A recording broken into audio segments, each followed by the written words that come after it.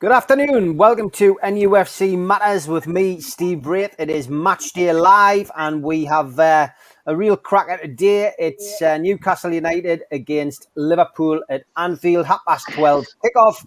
I'll just run through the teams quickly before I hand over to Pete, who is in control today. He has the power, and good to see as many of the lads on today.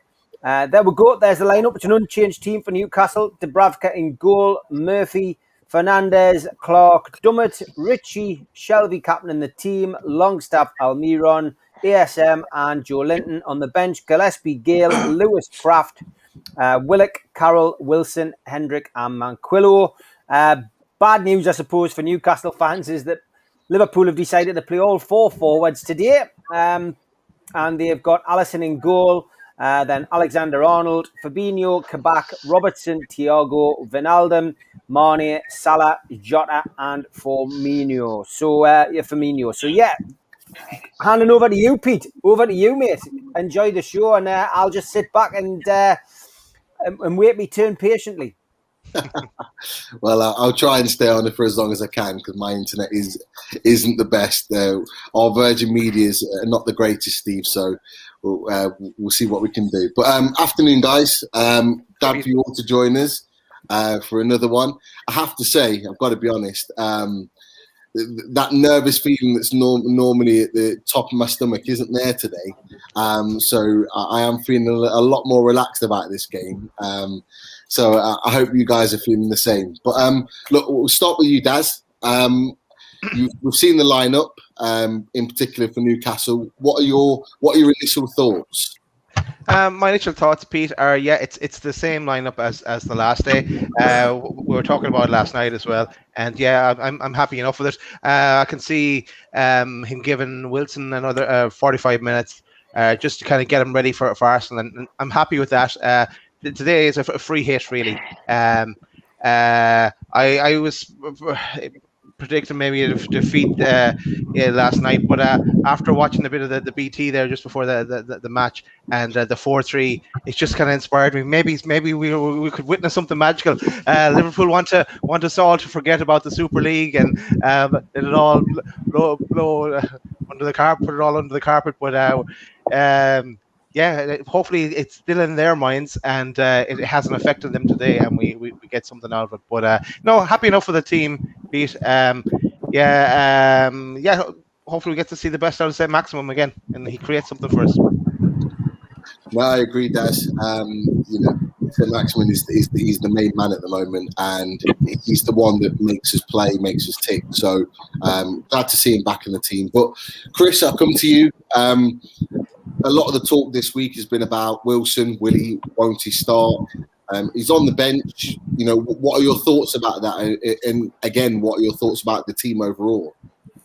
Yeah, Steve Bruce doesn't change the lineup when he gets a win usually, so I shouldn't be surprised that he went with the same 11.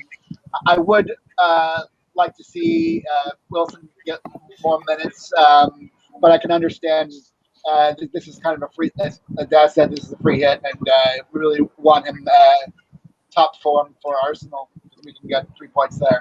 All in all, I'm pretty happy with the lineup. I want to see how Almiron does. If he contributes a little more. I guess sometimes in this this formation where he's stuck back in the midfield behind St. Maximin or whatever, he does get a bit lost. So I'd be key to see whether he gets more involved in this match. The lineup pretty much picks itself at this point. So all in all, it's kind of what I expected, and there's 3 points are on offer today. Let's go grab it. Yeah, no, I would agree with you. Made some good points, particularly about Almiron as well, needing to get him.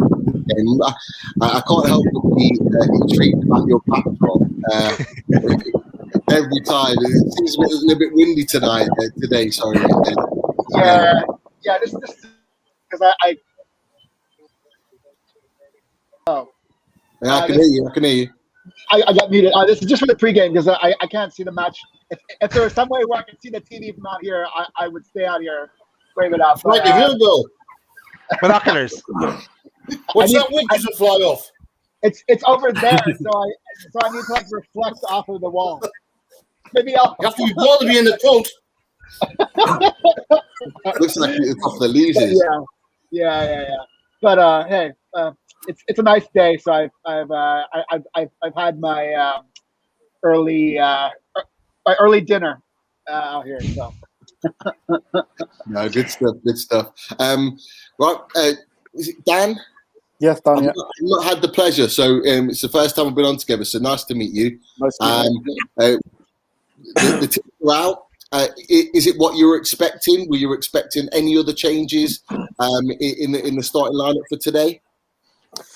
It is what I expected. I did think he might go with Willock because he did say early on in, I think it was last week, that he's a player to build a team around and stuff. But no, it's what I expected. Would have liked to see Wilson start really, but maybe he's just resting him after after our decent results and doesn't want to doesn't have to risk him. Now, if this game was a must, needed the points, he probably would have started. But I'm happy with the team. No, good. You made a good point about Willock though, because he's scored a few goals now, a few important goals as well. And I know Bruce has been talking him up this week, so it's a surprise that he's not in the team. But hopefully he'll come on and give us another big moment today. But Awaleed, always a pleasure. How are you? Thank you. Great. How are you guys? Yeah, good. Again, the lineup, were you expecting any other changes? We've talked about Wilson and Willock. Were you expecting any other changes in there? Usually, Steve Bruce, if we get lost before, he didn't change the squad next game. So how about if we are winning? And why he will change? It doesn't make sense. I see he always try to play for a draw at least for 65 minutes. Then he will use his cards. And on the other side, Klopp, I think he know that or he expect this. So that's why he played the full squad. I think this is a long time I didn't see Jota and Firmino play together. Usually one of them lately. So I think he tried to get to nail the game from first half. We have a chance in this game if we pass the first half 0-0 at least. Okay. No, good stuff as always. Charlie, again, not had the pleasure, so great to see you on here. Nice to meet you, mate. I'm happy to be on. Nice to meet you. No, I'd like to echo what Dan was saying about Willock. I think, people are talking about Wilson, but I think if anyone's going to feel a bit hard done by, it's Willock. But by the same token, you can't change a winning team. The Joe Linton Wilson, Joe Linton scored 2 in his last 2, so I don't really have a problem with him and the team. I just see it as a bit of a free hit. I do think we are going to get the points to stay up now. I bought myself a couple of beers to enjoy with this one. I'm going to relax, but I can relax and watch Newcastle today. I was at this fixture last season when it was an early kick-off in Anfield, and as I was stumbling off the court, I went to the lady who was running the coach. I went, "You must have been at Anfield for years. You must have been at Anfield for years and years, man." I went, "Oh, I've been loads. And I went, "Have you ever actually seen me win?" And she got offended and she went, "Of course I've seen me win. Andy Cole scored." And I thought, bloody hell, I was like, that's how long it's been since we last won at Anfield, you know what I mean? So I'm not expecting much, but I'm here to have a good time here, boys. Was it a shambles travel you were on? Amanda. It was, Steve. You can't beat shambles travel for an away trip, mate. Oh, it's mayhem on there, Steve, isn't it? I'm looking forward to getting on a shambles travel bus with you, mate, one day. Yeah, definitely. Yeah, definitely, mate. Definitely looking forward to it. No, great stuff. And you know what? I echo what Charlie said. I'm not expecting anything, but at the same time, I'm not worried. If we do get beat, just because the last few weeks have really put us in a great position. So I'm feeling quite relaxed about it, and I might have to grab myself a beer myself. I'll go be honest. Yeah. Kieran, your favorite player is starting today, Mr. Joe Linton, number 9. Oh, God, yeah. Hashtag number 9. How are you feeling? Obviously, he scored last week. I think I don't know if any of you watched Bruce's presser, but he made another blooper again because he said Joe Linton's got 2 in 2. I don't think that's right. I think it's 2 in 3. But 2 and 3, yeah. Yeah, but look, what are you thinking? Are you happy that he started? Do you think he deserved to start? Or do you think today, with it being a free hit potentially, that Wilson should have started to give him the minutes? What are your thoughts? Yeah, I would have liked to see Wilson start because I think, like I say, he's the better player, isn't he? And I just don't have confidence in Joe Linton just to go and back up a goal in another game because he scores 1 and then he goes other games without not scoring, isn't he? And but I suppose it is a free hit in my opinion. I'm not expecting to get anything, but I was feeling quite optimistic before the match until I seen the midfield. Shelby, I just think Shelby's he's so vulnerable, isn't he? He's just a passenger at times, and I feel like Liverpool will be targeting him.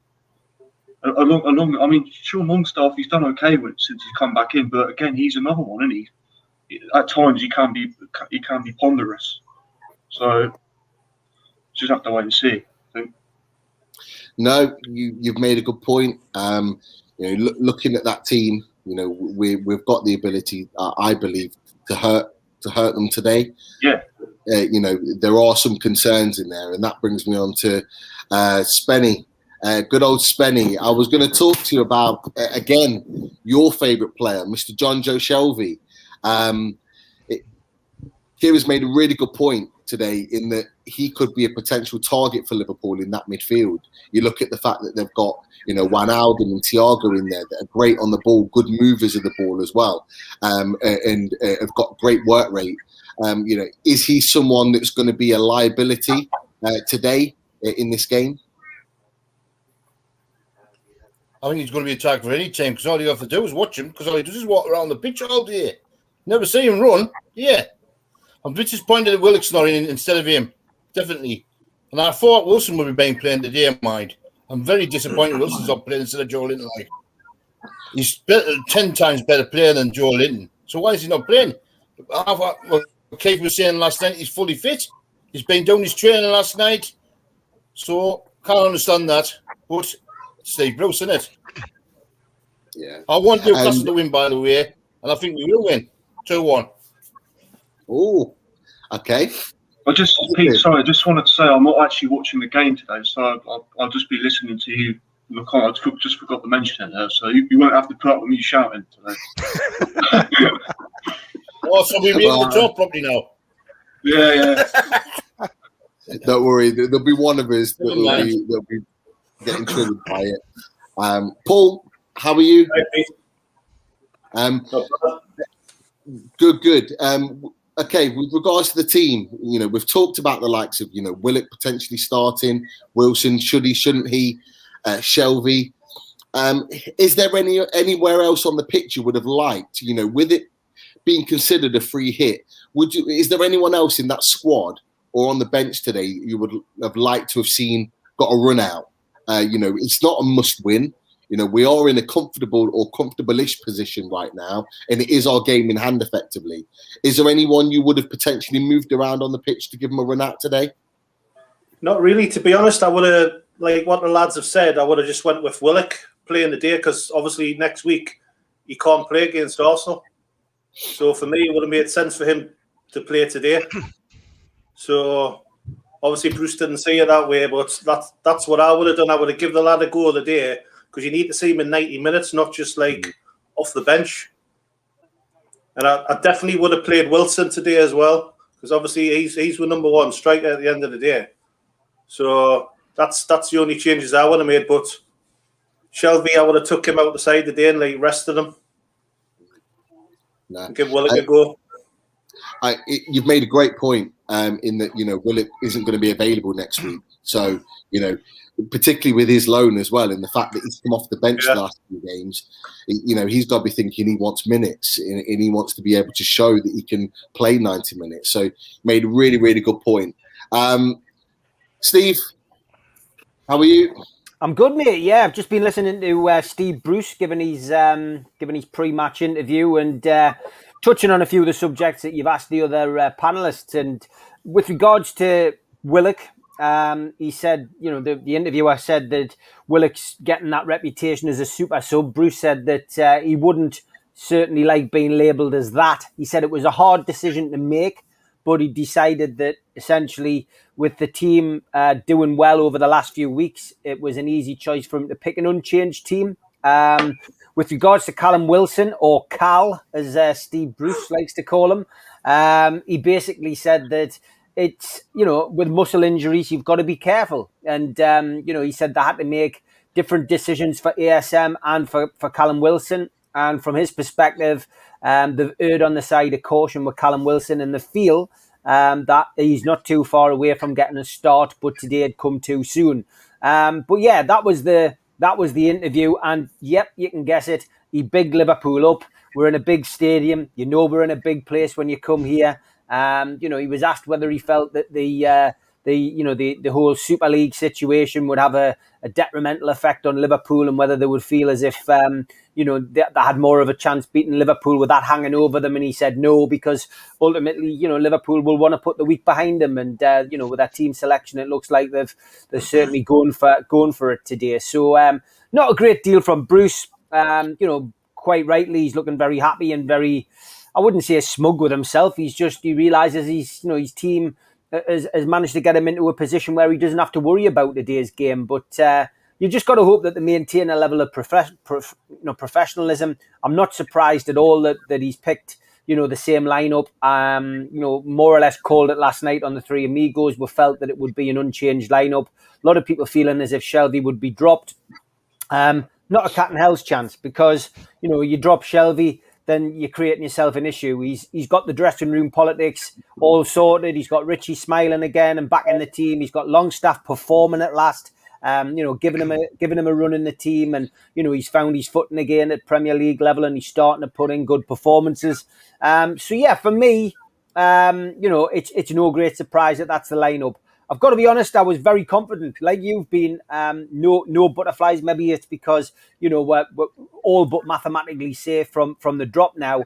The Liverpool team came out, and I was like, but is this the same Liverpool team? The all-conquering Liverpool team that's won the Champions League, that's won the Premier League at a canter last season. It's a Liverpool team that's struggled to find form. It's a Liverpool team that's struggling at the back and in goal. It's a Liverpool team that concede goals. It's a Liverpool team that's been beaten by a lot of teams down at the bottom. And it's a Liverpool team who, they have forwards who can bang the ball in the back of the net. But, if Newcastle go about the job professionally and go about the job the way they have in the last 6-7 weeks, since we hit that little winning streak and, managed to get points on the board, became difficult to beat. This is a game where Newcastle could get something out of it. It's definitely going to be, I think when we hear the predictions, Pete, it's definitely going to be a case of the head ruling the heart from me. But I'll hand back to you. No, I think you made some great points. You made the point about Steve Bruce and you saying on the Three Amigos, I watched it yesterday, about it being an unchanged side. And Steve Bruce, over the course of this season, has done that on many of occasions. Whenever we've got a result against the team or we've got 3 points, he very rarely changes the team. So I wasn't expecting myself personally to be many changes. But equally, this is where Bruce's downfall is because a lot of these guys are playing a lot of minutes. And this was an opportunity for other guys to get a run out that have not played very much and give these guys a rest. Because, look, let's face it, if we're honest as a panel here, we're likely to think, and the predictions may tell us different, but the likelihood is that there's a chance that we lose this game and lose it comfortably. But as I've talked about before, I'm looking at Arsenal next week. I'm thinking, right, if we can rest a few players this week and make sure that we're fit and firing next week, because potentially we win next week and we're safe mathematically, potentially. If Chelsea beat Fulham and it's all but mathematically. So, there's a number of things there. There was one thing I was going to ask you, Steve. Your favourite man, Andy Carroll. Would you have given him a start today? Well, it's funny, isn't it? I mean, he's returning to one of his old clubs. I've had a chat with a few Liverpool fans. Got a lot of mates who live on Merseyside. Interviewed Darren G yesterday, actually, who is a Liverpool fan, and I couldn't help but rip it out of him that we sold him Andy Carroll for 35 million. At the time, me and Andy were good pals. I was working on the doors in Newcastle, and I got involved and embroiled in a whole text message situation where he asked us to put the message out about him going to Liverpool. That it wasn't his request. The club sold him. Turned out to be the best deal we ever did. But yeah, would I have played Andy Carroll? I've got to say no, because ultimately Joe Linton, as other people have made the point, he scored 2 goals in 3 games. He's actually playing okay. And although I like to wind Supermac up on a Thursday, he'll never change his opinion about Joe Linton. But look, the guy has been better. We had, me and you guys have been on up virtually all season, and I did give him 10 games at the start of the season to prove that, that I wasn't wrong. And I think he has. The jury's not out. We know he's not a £40 million player. We know he's not a striker. But has he been a better player this season? Has he learned from his first year in the Premier League? Yes, he has. So I think he deserves to be in the starting lineup. Andy Carroll, I don't think we'll see him. I'd be very surprised if we see him today, but you never know. It might be a sentimental reason to give him a run out. Last 5 minutes, chance to run out at Anfield. But then, is it worth doing that? Let's see how the game goes. Okay. Cheers for That's that. That's by Bruce's mate, one way right up that mine. Saying they're playing in the big stadium. Bloody fans in it, man. You know what? He's already looking for excuses, isn't he? Unbelievable, that. I've got to be honest, Pete. I want Kieran to stand up and go, "Oh bollocks, man!" Because somebody on the screen before said he looks like Oz from Afeda's In. Yeah, I've seen that. That's Jimmy Neal, isn't it? Is that Jimmy Neal? Jimmy Neal. Looks like Jimmy Neal. He sounds like Victor Meldrew. Lads, I want to ask you, I'm more to the lads that were around, because I wasn't around for the 4-3. I'm watching BP here. They were going through the 4-3 back in the day. That was before my time. I just want to ask the lads who did watch the game, what was it like at the time? I was there. Was anybody else there? I wasn't there. I was in the Centenary stand, which is of course the home end. I could only get a ticket, and Mark Hannon, who is he's the assistant press officer at the club now, I got him a ticket, but he didn't realise that I got him a ticket in the Liverpool end. So of course we promised we wouldn't jump up and down, if Newcastle scored.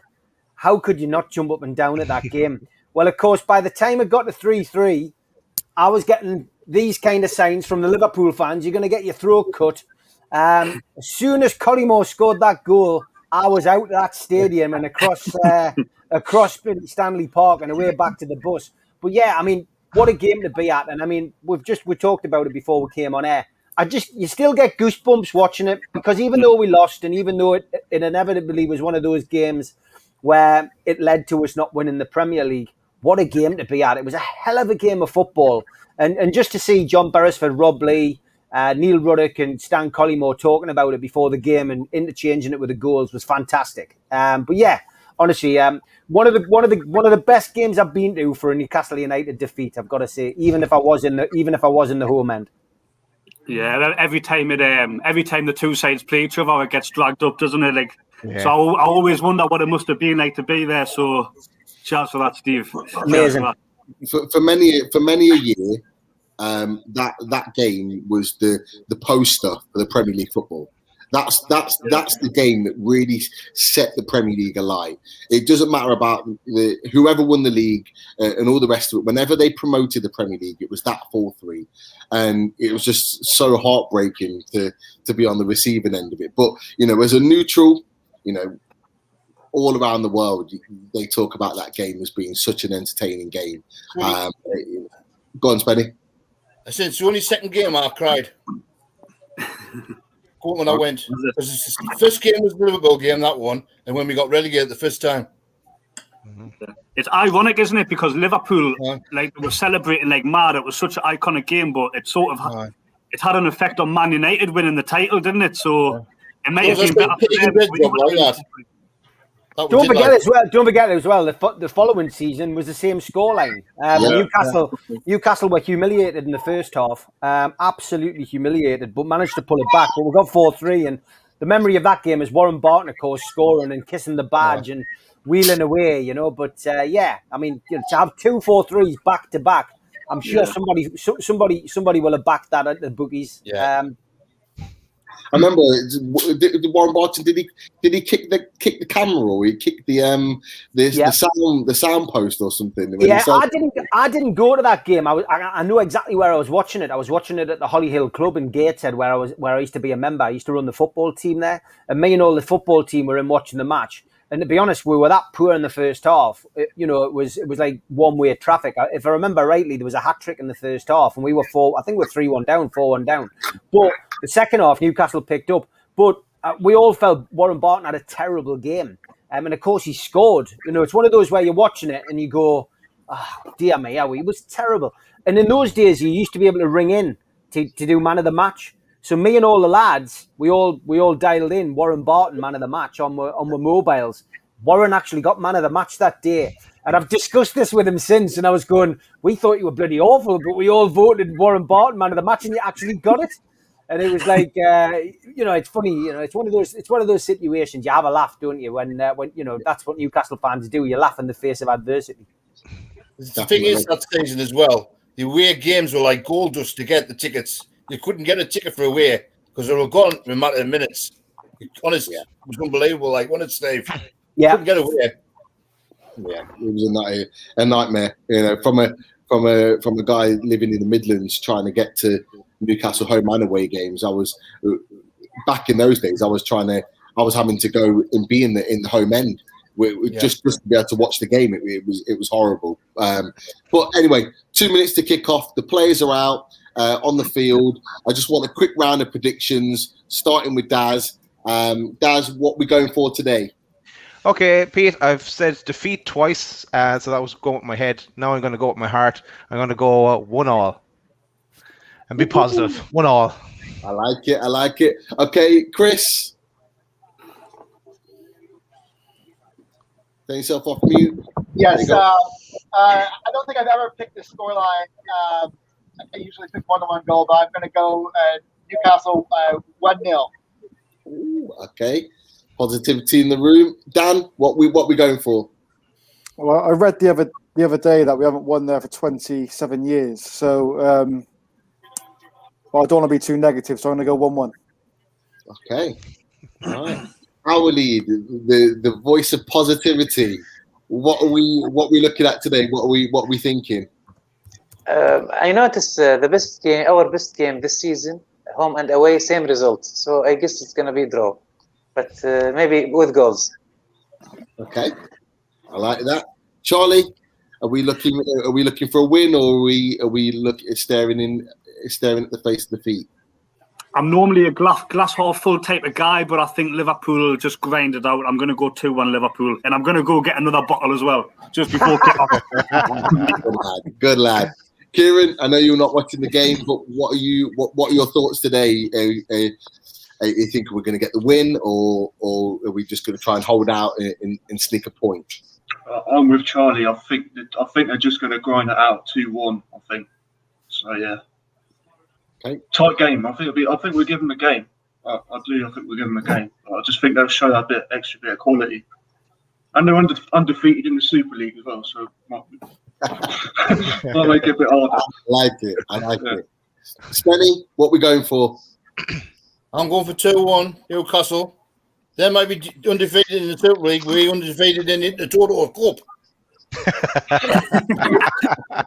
Good lad. Remember that. Paul, what we going for? Are we going for the win, or are we thinking might be a little bit too much today. My heart says 1-1, but my head says 2-0 Liverpool. I've actually got the top one when we last beat them in the league. Ah, yes. That's the shirt they wore. Cuban's Lager. Love it. Yeah. Love it. Steve, I know you kept your cards close to your chest with regards to what were you thinking. The game's kicked off, so we're what are you thinking? What are you thinking? God, you know, I get so many inboxes, Pete, about and I make all these predictions, and I've looked at the team now, and I'm thinking, wow, Newcastle have got nothing to worry about here. Is 4-3 a potential? Do you think? Do you think Liverpool might win 4-3? Might be great for 5, Steve. It could be, yeah. I'm gonna go with Newcastle win. I'll go with my gut. I've said Newcastle would win this to a lot of people. I think it's going to be a 2-1 win for Newcastle today. Wow. Okay. Well, I'll be honest. I was positive going into today, purely because their defense is decimated. They're just not the same defensively as they were in previous seasons. I have to be honest, seeing those front four in the starting lineup kind of, changed my mind slightly. So I think I'm going to go for a 2-2 today. I think it'll be an entertaining 2-2 draw. We've got nothing to lose, so I think we should be going straight at them. But there's 1.5 minutes gone. Most of the ball's been in our half, but nothing of any threat. Liverpool just knocking the ball around. We seem to be pressing quite well to begin with, and we'll see how the game goes on. But just wanted to get your guys' thoughts, because it's been a really sort of busy week for Newcastle. It always is, but it's been a really busy week in terms of the future of Newcastle, and there's been a lot of talk with regards to the Super League, and also how. Sorry, 1 second. The ball was just played through to Murphy, but it was just a bit too far. How the Super League is going to impact the takeover, and whether that's going to sort of move it along, and whether it's going to make it sort of more likely to be successful. But what are your guys' thoughts of arbitration? Because we've not heard a lot, and it's probably been a good thing that we've not heard a lot about the arbitration. But are you guys thinking that it's going to be a positive with the Super League not going through, and the fact that the Premier League are now very, very suspect of the Big Six and how they've really screwed them over, if we're honest, in their approach to the Super League? So do you think the arbitration is going to go our way? Daz, what are your thoughts? Yeah, just on the match first. I'm 1-0 already. Just before you talk, Daz, 1-0. Salah. Cool, yeah. To be honest, it's poor defending. We've switched off there at the back, and you can't leave Mo Salah with any space in the box, and he's just smashed it into the top right hand corner. We're just watching the replay now. So Mane, he beats Longstaff too easily. Ball gets dropped into the box, flicked on by Fernandes. Yeah, Ricky's been turned by Mo Salah, and he's just rifled it into the top corner. It's a nice finish, I have to say, but I think, particularly early on in the game, it's far too easy to be conceding the goal. Did Liverpool beat Aston Villa the other day, 2-1 at Anfield? That was I think Man City beat Aston Villa, didn't it? Liverpool Leeds was the last game, wasn't it? 1-1 on Monday. Didn't Liverpool win at Anfield the other day? Go on. So Maximin's in the box. Oh, Max! Twisting, turning.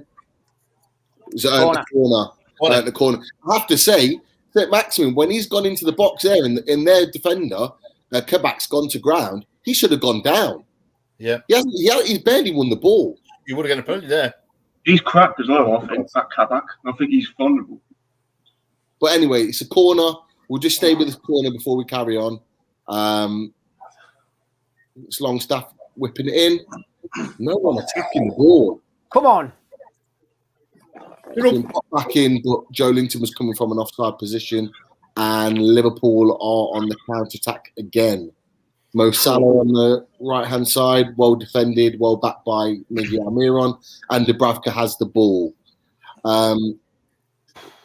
Okay, yeah, going back to the arbitration. Sorry, Daz, if you want to. So Your grand beat. No, I was just about to say I'm about 40 seconds behind, so because I'm on the Sky Go. But yeah, back to the arbitration. Yeah, I think it gives more ammo to Nick DeMarco and the legal team.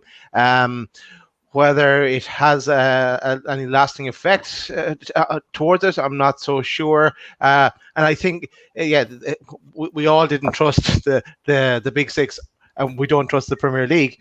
But will it give more leeway to the 14 rather than the 6?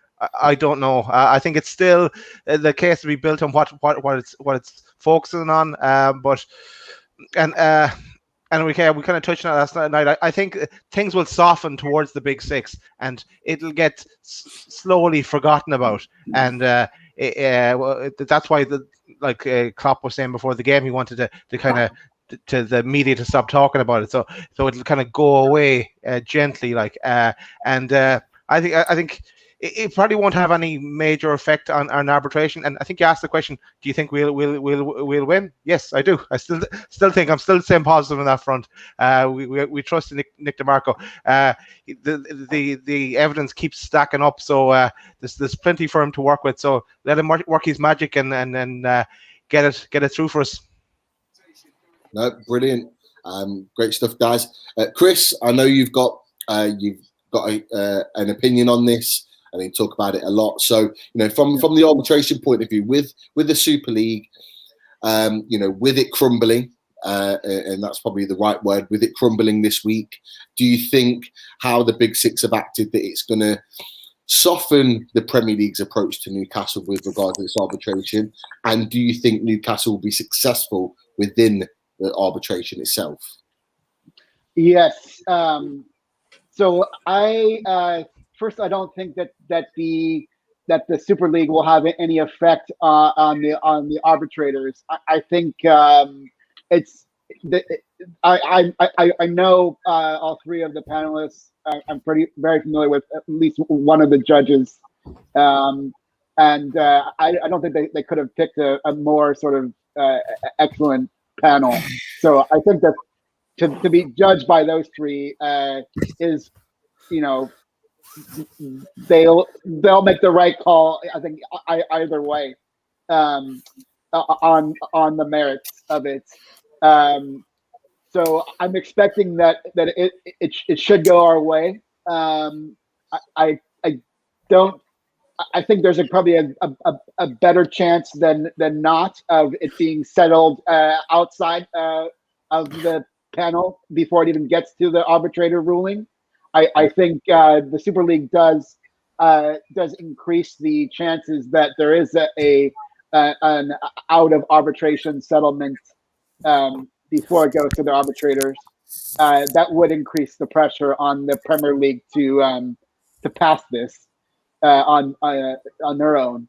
But if it does go all the way through the arbitration to the arbitrators panelists, I'm confident that those guys will make the right call. And knowing at least one of the judges, I think that it'll go our way. No, brilliant. Kabak has just received a yellow card. A nasty challenge on St. Maximin. St. Maximin's weaved past 2 or 3 players on the edge of his own box, got to just before the halfway line, and he's been chopped down by Kabak as he'd already knocked the ball well behind him and was off on his way. So yellow card for Kabak. We need to keep an eye on that. And if I was Joe Linton and St. Maximin, I'd be playing everything on Kabak because he's the one that's likely to get a red card because he's very rash in his tackling and his challenging, and we've already seen that in his short spell at Liverpool already. Dan, what are your thoughts about arbitration? I mean, look, the Big Six have had a huge piece of the pie for the Premier League and European football for a long time now. And they've been allowed to get away with it because of how big and popular they are as clubs. But with that sort of trust being sort of smashed, really, do you think the Premier League are going to be looking for some of the other clubs to really start building bridges with and start building relationships up with, moving forward with the likes of us, Everton, West Ham, teams like that, Leicester City, because of the situation that they've now been drawn into. Do you think that's going to help us in creating those positive relationships moving forward? And do you think it's going to help us with regards to arbitration and ultimately the takeover?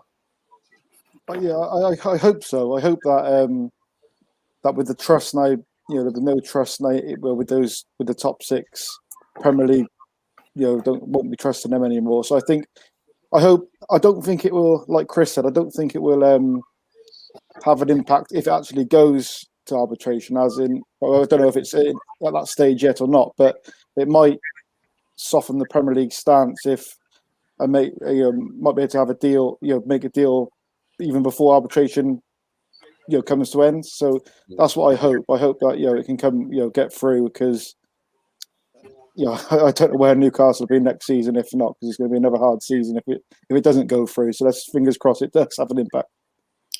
No, you're right. And that's ultimately the worry, is that, a lot of fans are really holding their hope that, if we can stay in the league, and it's looking like we will, that there's then the potential for us to have sort of a new era and a new dawn at Newcastle with new ownership that are significantly more ambitious. And that's the worry, is that, if it doesn't go through, we're left with what we've got currently. And it's not a pretty sight, I have to be honest. But our lead, what are the, what's been the sort of with everything with the Super League and how it could potentially affect the arbitration? What's been the fallout over in Saudi? What's been the talk over there? And what's your feeling, and what are other people's feelings over in Saudi with regards to Newcastle, the arbitration, and the Super League? All right. For separation, the matter of separation, it's going to be easy to prove. They already given some proofs before, but unlikely the Premier League principals, they doesn't want to accept that, or they just make doubt of that. But hopefully, we will have more evidence on this. The thing I'm worried about arbitration is two points so far. Steve Bruce, I think we hear some talks that he will be he will be there for next season. So I don't know where that's come from, but this is show you that the decision or the time of arbitration will go long until the season start, which I'm afraid of. I was wished to be happen in the summer. Second point, Nick DiMarco tweet the one with the soup and the muscles. I just get attention with the word September. I don't know what do you mean by September. September usually the beginning maybe of the next season. So this word just make me confused. But on the other hand, the Super League. I think this, for me, I was watching the Premier League since I was maybe 10 years old. I didn't remember any scandal as this scandal of the Big Six. So maybe Hoffman or Richard Master, they get some.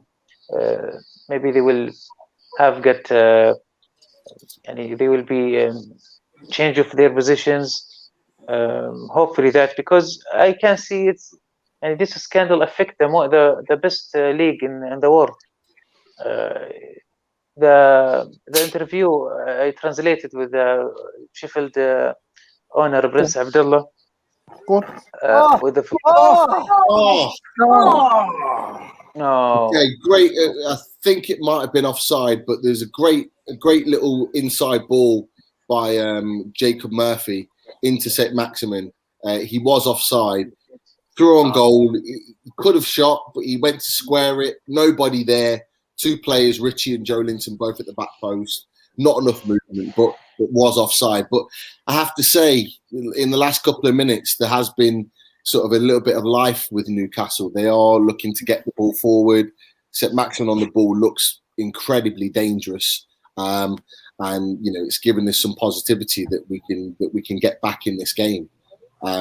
Just looking at a replay of Freddie Fernandez just giving a right elbow to something you're seeing the UFC tonight, that wasn't it? Yeah, definitely. He's taking him out, but his eyes were up in the air, looking at winning the ball. He did win the ball, so it was just a follow through. But he did get a little bit of a beating there, Jota.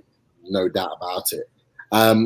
Charlie, okay, obviously it's been a mad week, for football in general. But in particular, it as always, it always has an impact on Newcastle, and the Super League has. And do you think there'll be a softening from the Premier League with Newcastle? We've had Chris mention already that he thinks there's a chance of it may not even get into arbitration because of sort of the events over this week. Do you have the same thoughts, or have you got a different mindset of where we are right now? I'm remaining hopeful, mate. I remain hopeful. Sorry, I was just watching Salah go through there. I remain hopeful of the takeover happening. You've got to cling on to that hope. But as for the Premier League, I think there's two sides you can look at this. You can either see the Premier League could soften their approach, and the Premier League could be like, yeah, well, to upset the big six apple cart, we will let Newcastle in. We will let Newcastle have the investment. The other side of the coin is they might be thinking, oh, we don't want another one of them in the league. You know what I mean? So there's two. You can't really judge how the Premier League may view it. Obviously, I want them to let in and be like, get at the big six. You know what I mean? But if you strip the whole takeover process back to basics, like, we live in a free society, we live in a free market. If I've got this iPhone here and I want to sell you this iPhone, like, I'm within my right to be able to sell you my phone. You know what I mean? It shouldn't be a third party, i.e. the Premier League, to come in and like sort of say, no way, Jose, sort of thing. If Mike Ashley wants to sell the club and he's got a willing buyer, why is the takeover even getting blocked? That's my view on the situation. No, I agree. I think it's a fair point, definitely. Kieran, your thoughts on the arbitration and the fallout, should we say, from the Super League? Do you think it's going to allow us our takeover? Do you think it's going to allow us to be in a position or give us a stronger position to win the arbitration? Or do you think it is where it is right now, as it always has been? Well, in my opinion, if the Super League had gone ahead, I personally think the Saudis would have pulled out. I don't think they would have bought us. There's no competition, is there? They're just challenging for nothing. But in terms of the arbitration, it's not going to have any. It's not going to have any impact on it, because the whole point of arbitration is to show that the PIF is separate to the Saudi state, isn't it? So until that's sort of concluded, and we're not going to find out, are we? And I'm not sure. I don't know if it's going to go in our favour or not. I'm still on the fence of it, but obviously I'm hopeful. So we need it to happen, don't we? Can't have another season of this, Joss. No, it's not a bad place to be, on the fence at the moment, because we are, and rightly so. We're not privy to all of the information as a fan base. Well, although I did hear that there was rumours that apparently Tottenham were one of the clubs that didn't want it to go ahead. I don't know if that's true or not. But if that's the case, you can understand that, because Tottenham is struggling, aren't they? They don't challenge. Obviously, they're not in the top four at the moment, and they could miss out on the top six. So you can probably understand that one. If it is true. It wouldn't. It's been well documented in Tottenham. Have been mentioned quite a lot as a team that were openly, against the Saudi takeover. I have to be honest. There's a big reason for that. Look, ever since before Mike Ashley took over this club, we were effectively the top six. We were the team that were up there challenging the likes of Liverpool. Go on. 1 second, we're in on goal.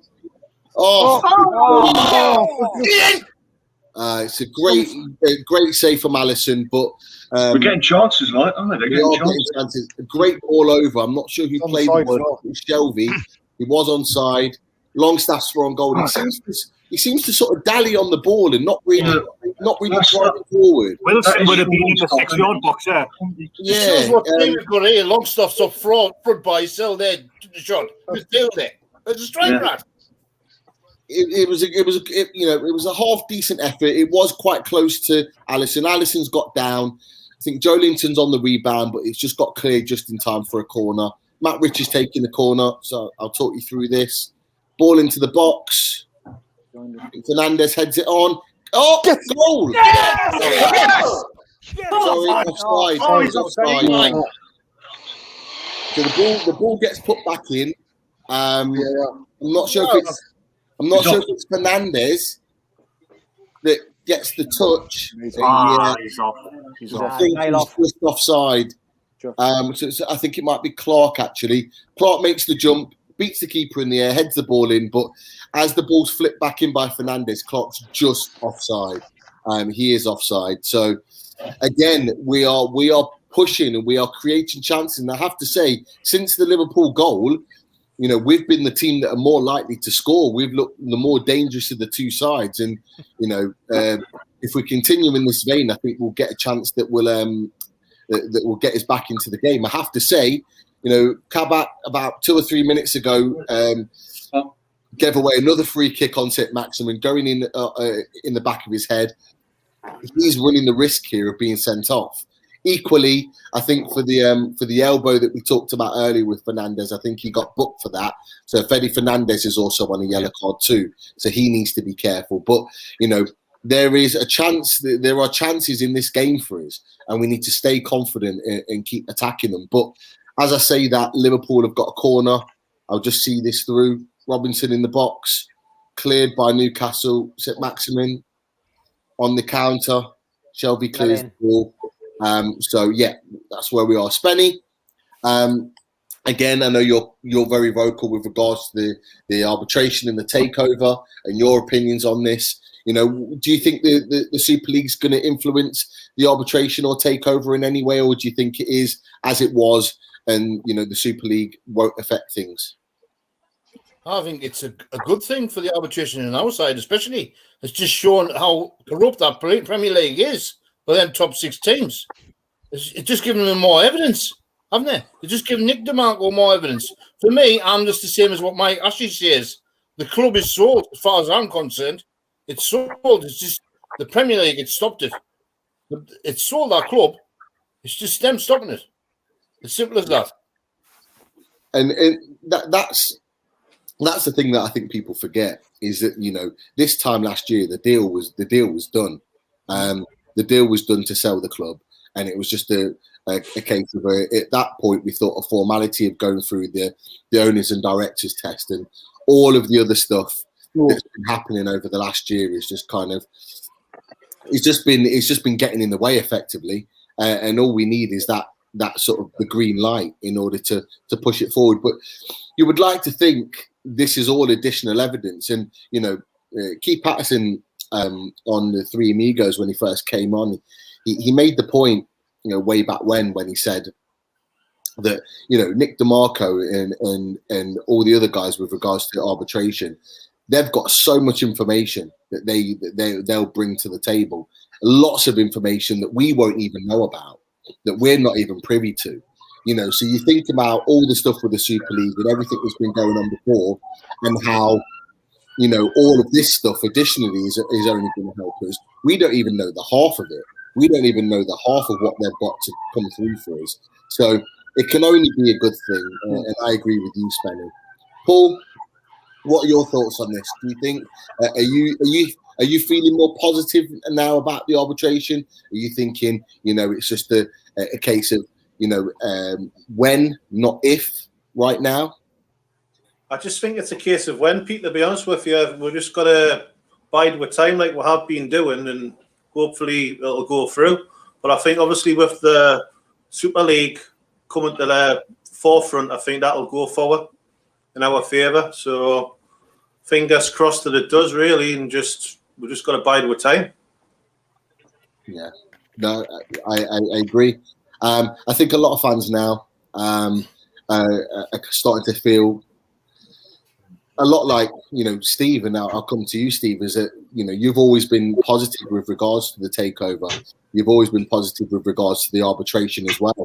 And I know you talk about this particular subject a lot, but you can see the positivity flowing through the fan base as you see all of the stuff regarding the Super League coming out and the influences of the Big Six. What our league put out with a translation yesterday was fantastic, and I think it gave a real good in-depth insight to how the owners, or certainly the chief executives of these clubs, are impacted with regards to the Premier League and the influence on that. We saw on BT Sport the owner of Brighton saying something very similar. Go on. 1 second. Go on. No way. We'll get to the Right nature there. Decent opportunity. St. Maximin, I thought St. Maximin could have played it slightly earlier, but it goes through a little bit of a tangle between Miggy and Joe Linton, but comes to nothing. But as I was saying, Steve, you've got owners or chief executives coming out now talking about the influence of the Big Six and how they've influenced for so long, what happens in the Premier League. Is that only a good thing for this takeover? Is that only a good thing for this arbitration? Do you think it's going to influence it? And are you still, as fans ask you all the time, 100%? Yeah, I'm still 100%. I mean, for me, the takeover, as Spenny said, was done last year in the Premier League for, reasons unbeknown to them, decided to stall and delay it. It's been like a game of chess. It's the best way to describe it. But the key factors in the takeover, as I keep repeating, are that Mike Ashley wants to sell the club and PIF want to buy our club. So, with those two factors still in play, that means that, anybody with half a brain can see that this takeover is still on and still, you should still be positive about it. It's a case of when the takeover goes through, not if it goes through for me. I think arbitration is obviously the big focus on everyone's mind at the moment, but there's a protocol that you have to go through. The chairman who oversees arbitration has to be selected. If one side isn't happy with that chairman, then obviously there's an objection can be raised. Newcastle weren't happy with the person who was appointed, so they put up an objection. But yeah, looking at what's happened in the last 7 days and, the Super League, coming out, what it does is it frees up a lot of, let's say, documentation, maybe emails, WhatsApps, you name it, anything electronic is free game. If this goes further, especially, then there's going to be a lot of stuff comes out into the open, and we're fans. We sit and do this week in, week out. Normally would be at the games, but in the real world of football, there's a lot of to and fro, and there's a lot of power grabs. There's a lot of people who pretend to be someone's friend, but they're not, and there'll be an email comes out or something gets leaked. This is where we're at, and this is what the takeover has been about for the last 12 months. There's been stuff coming out which shouldn't have come out.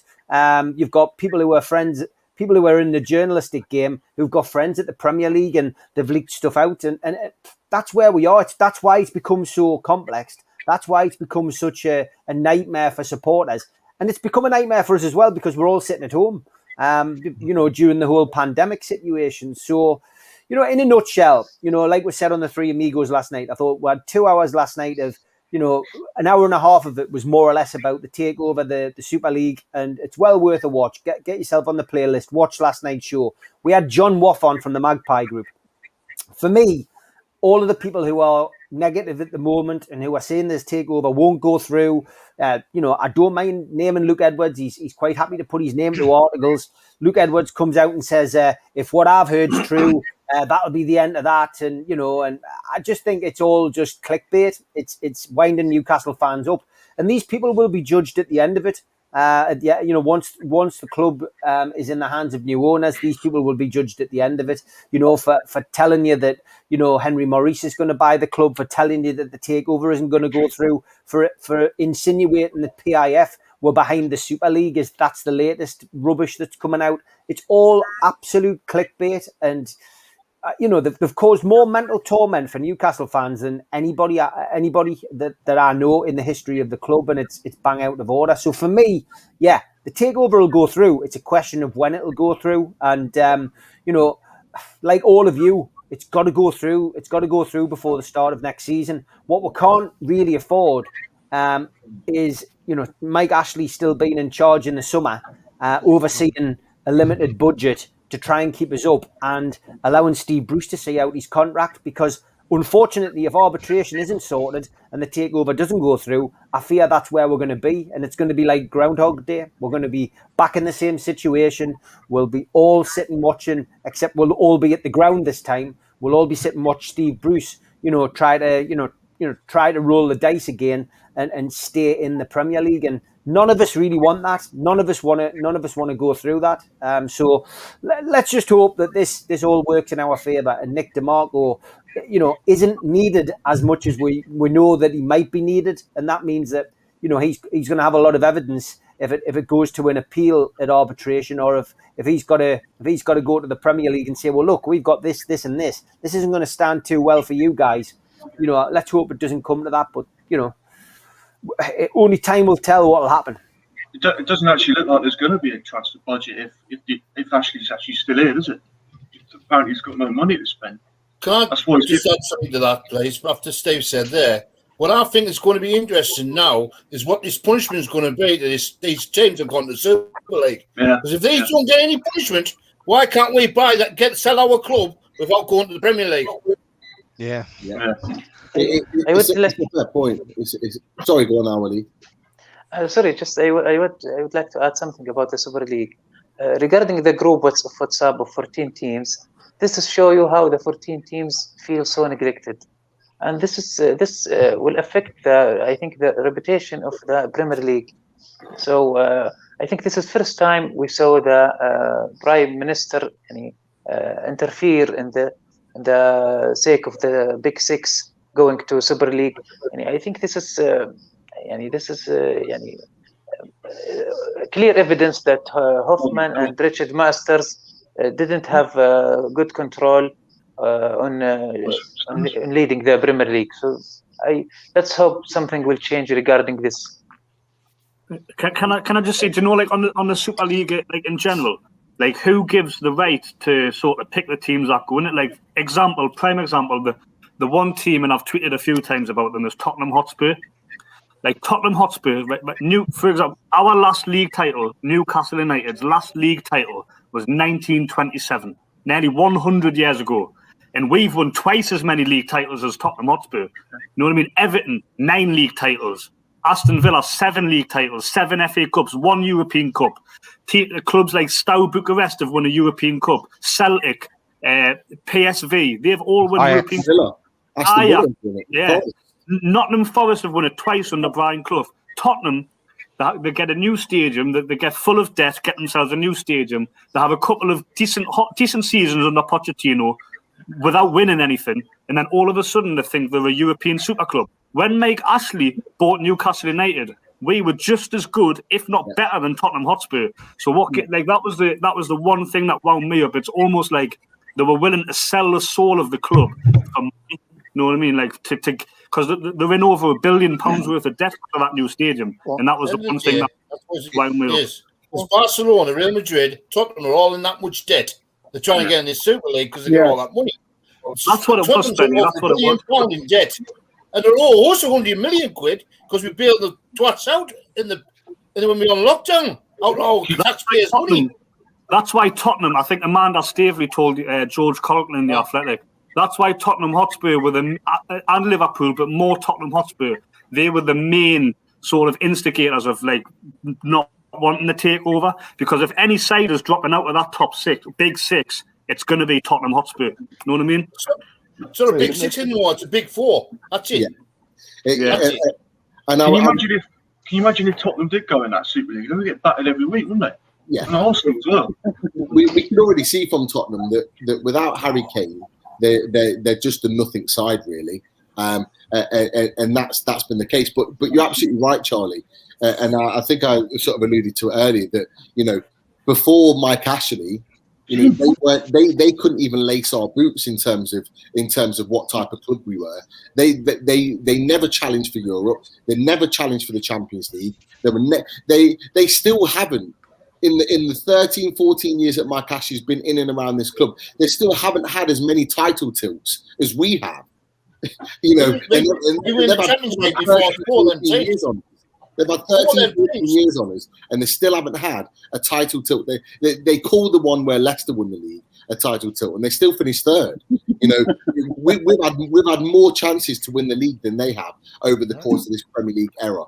And for you know, I watch program, I watch other podcasts, and I watch other you know, Tottenham fans, and they talk about other clubs, and they talk down about the likes of Newcastle and Aston Villa and various other teams like that. But we've been up there, we've challenged, and yes, it might not have been recently, but you know, let them have Mike Ashley as their owner, and let them see exactly how it is. You know, you take teams like Tottenham. Right, you take teams like Tottenham and Crystal Palace and Fulham out of London and see how they perform. We are still an incredibly big team without. Oh, good shit. So, you know, for me, Tottenham are nothing, and Tottenham will always be nothing. I've got a grudge against Tottenham anyway, because I went away one time, and I went in the Seven Sisters pub, and I got a crack on my head. Because all the away fans were in when I was only one was home. Newcastle fan. The Seven Sisters pub in Tottenham.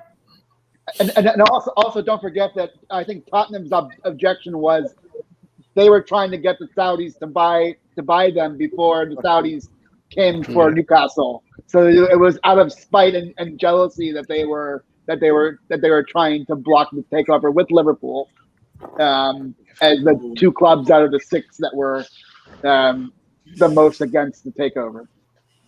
They got a cheek as well. The fans saying they're bloody. Some of them deluded, aren't they? Like saying that they've got the worst owners in the league. Hang on a minute. What about us? Yeah. Do you know what I mean?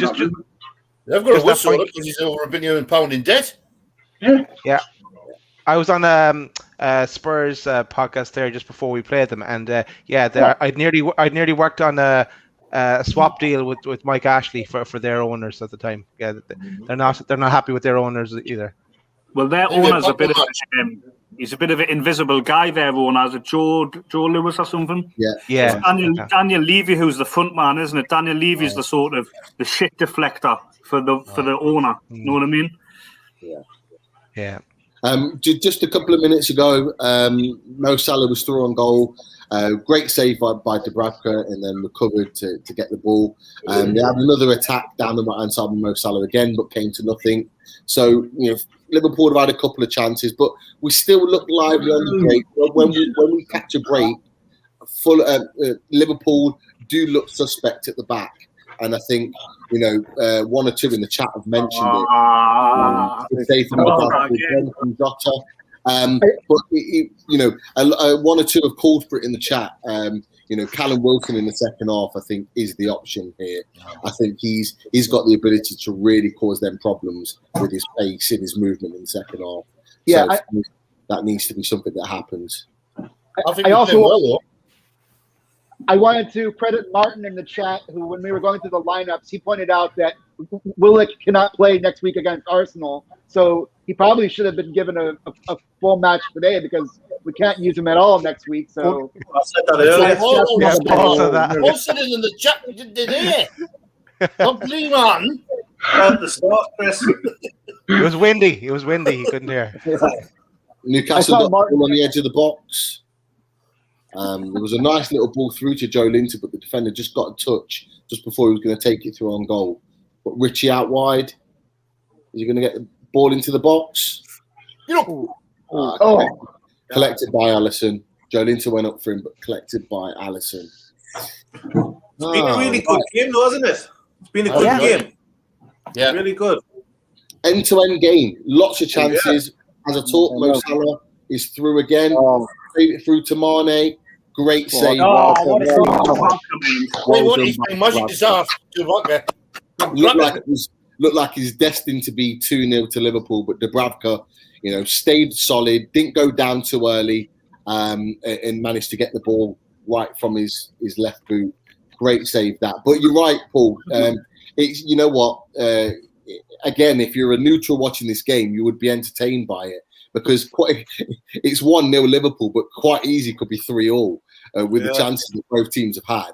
And it makes for an interesting second half because the one thing I would say is that we've got players that we can bring off the bench that could create problems, Wilson being one of them. But Liverpool don't really have that much to offer. They've kind of put all their eggs in one basket by playing all four of their front guys today. So we know what they can offer. We know what their sort of challenges are. So if we can get someone like Wilson on in the second half, maybe for Joe Linton, and really go at them, I think there's an opportunity for us to get goals in this game. I've got no doubt about it. I think we need to try and get in at half time. Get in at half time. Keep the score at 1-0 because I think, I'm looking. I've been big advocate for Clark and Richie. Richie's been amazing since he's come back on the side. But I think Mo Salah's just been having his way with him a bit so far in the first half. He's got a lot of joy down that right hand side. The one thing I've seen from Salah that he's done really well. He's literally just played within between Clark and Richie, just on that left-hand side. He's just playing within the hole, and not one of them is picking him up. They're kind of passing him over, so they're not really talking to each other, and that's how he's getting in, and he's getting a lot of chances. So we definitely need to shore that up. We're luring them into a false sense of security with 26% possession. And 9 attempts to win. This though, Steve, isn't it? Yeah, this is it. Liverpool should be 4 or 5-0 up, really. Yeah. I think Marnie is having a good game for them. Why is it Burnley and Brighton can come here? We can't score. I don't understand. Look, the one thing that I'll say about Burnley and Brighton is that away from home defensively, they are a lot better organised and a lot better set up than we are. We've got no disrespect to Brighton and them, but when you play likes of Newcastle or Liverpool, it's a totally different mindset to play against. Your players are up for it. Do you know what I mean? No disrespect to them. Like Klopp said in his interview before the game, is that obviously with our form recently, and our form is good, one loss in 7. They, as a team, they have to guard against us. The difference is between us and Burnley and Brighton is that you look at our front line with the likes of St. Maximin, Wilson, Miggy Almiron. We've got players that can hurt them. We've got players more than one as well. With the likes of Burnley play a certain way. So they're big, strong. They like to get balls into the box. If you can deal with that, you can deal with anything else. With Brighton, they don't really have an out-and-out attacking threat. We have. And Spen is absolutely right. Newcastle is still a big name in the Premier League. We have to remember that.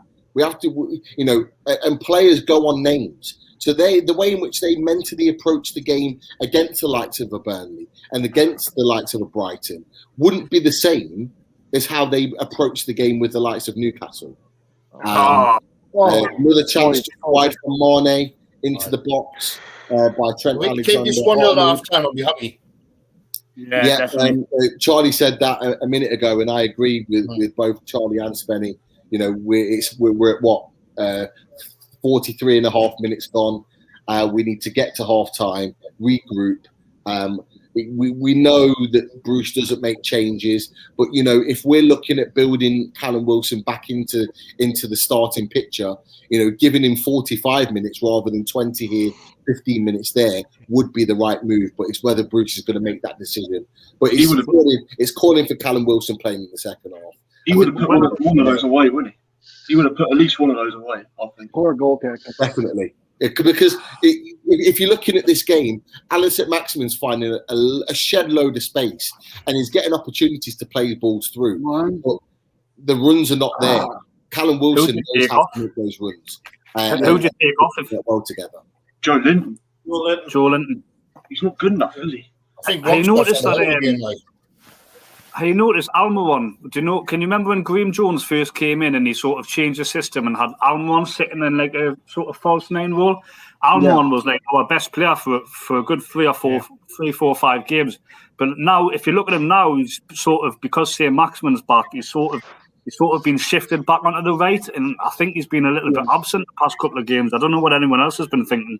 Yeah, that was what I was trying to make a point at the beginning of the pre-match, saying that I was looking for Almiron kind of to return to that role. I didn't have the terminology, but yeah, to return to that role that he got under Graham Jones. But now he's kind of stuck back in the midfield and really not contributing or being in the middle of the match.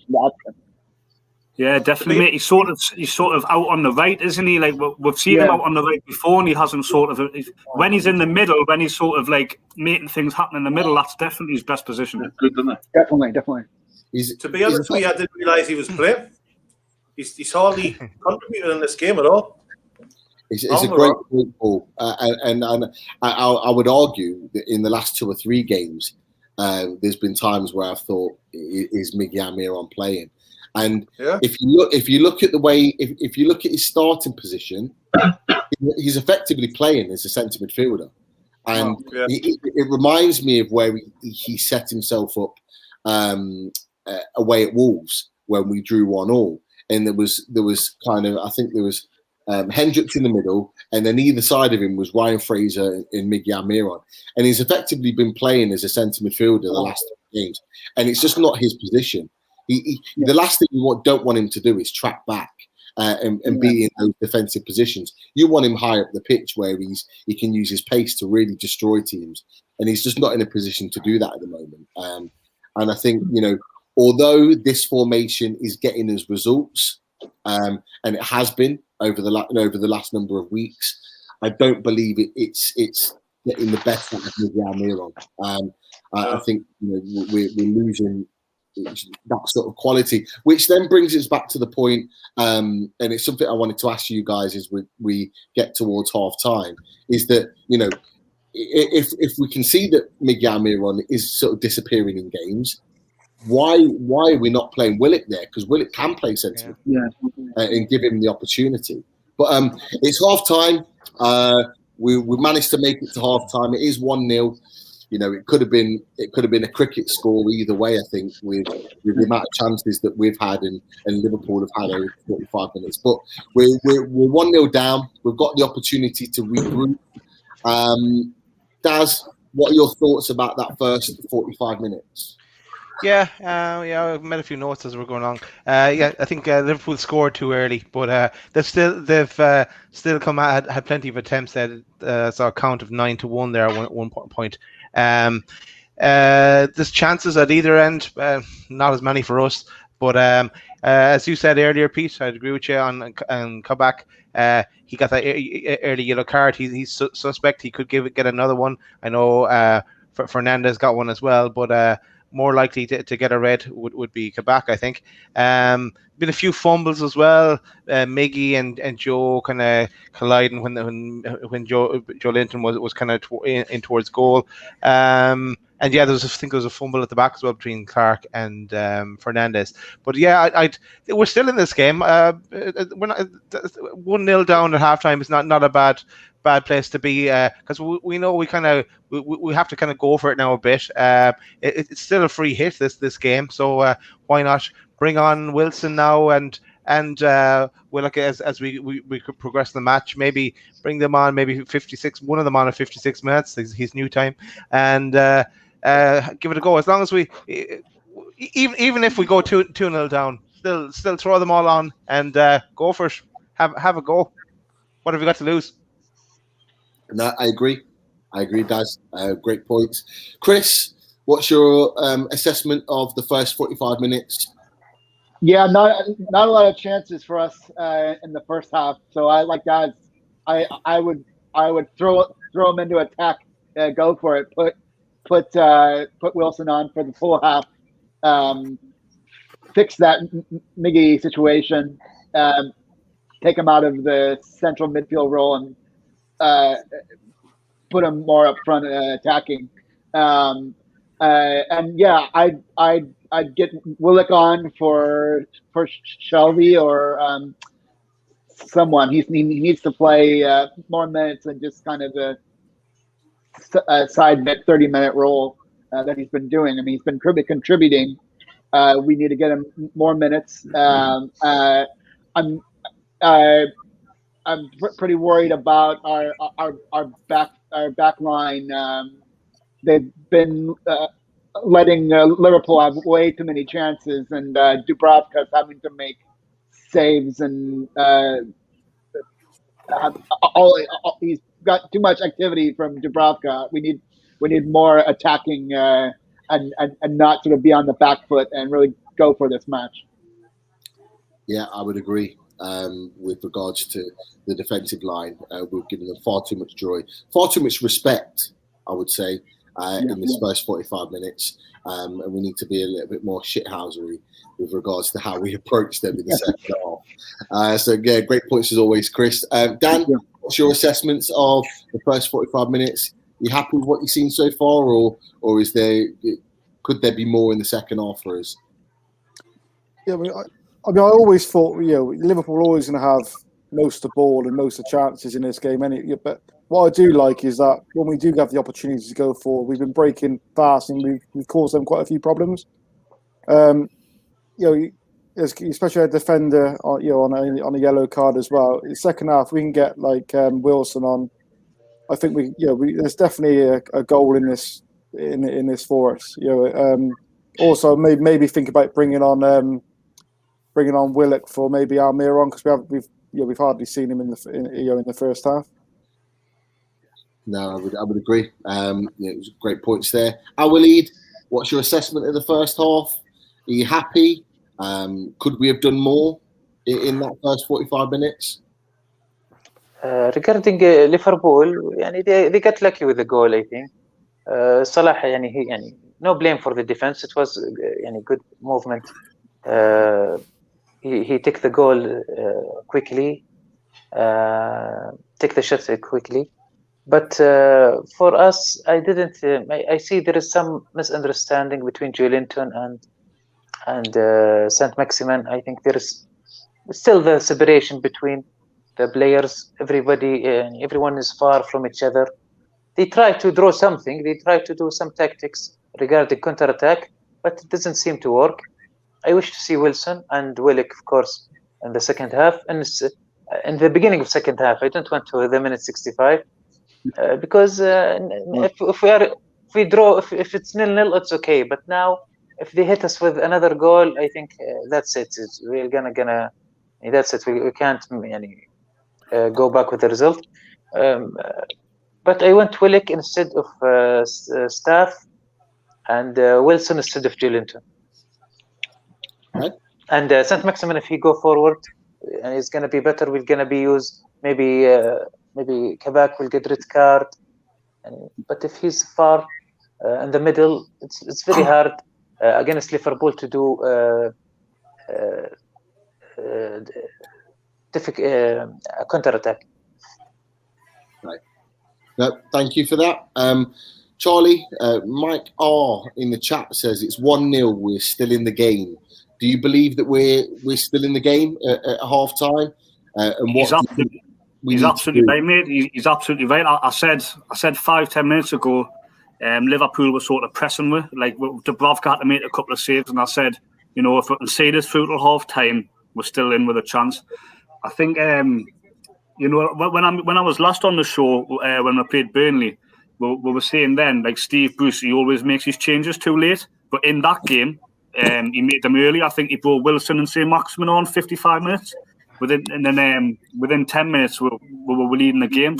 I think Steve Bruce needs to sort of act early and have a go again. He needs to be brave.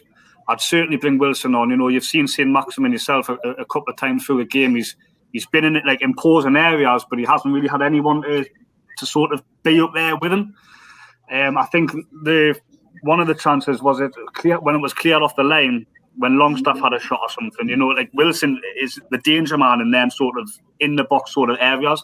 So if we can make the change early, get Wilson on, we're still in the game. We can still get a point. A point would be invaluable to us because a point would move us 9 points clear of Fulham. That's 3 wins. You know what I mean? Fulham have only got 5 games left this season. Are they going to win 3 of them? I don't think so. So a point in this it's almost like a win, really. Yeah. It'd be 11 points, I think, from Fulham if we win today. Oh no! I'm saying even a point today would be 3 wins. You know what I mean? Yeah, definitely.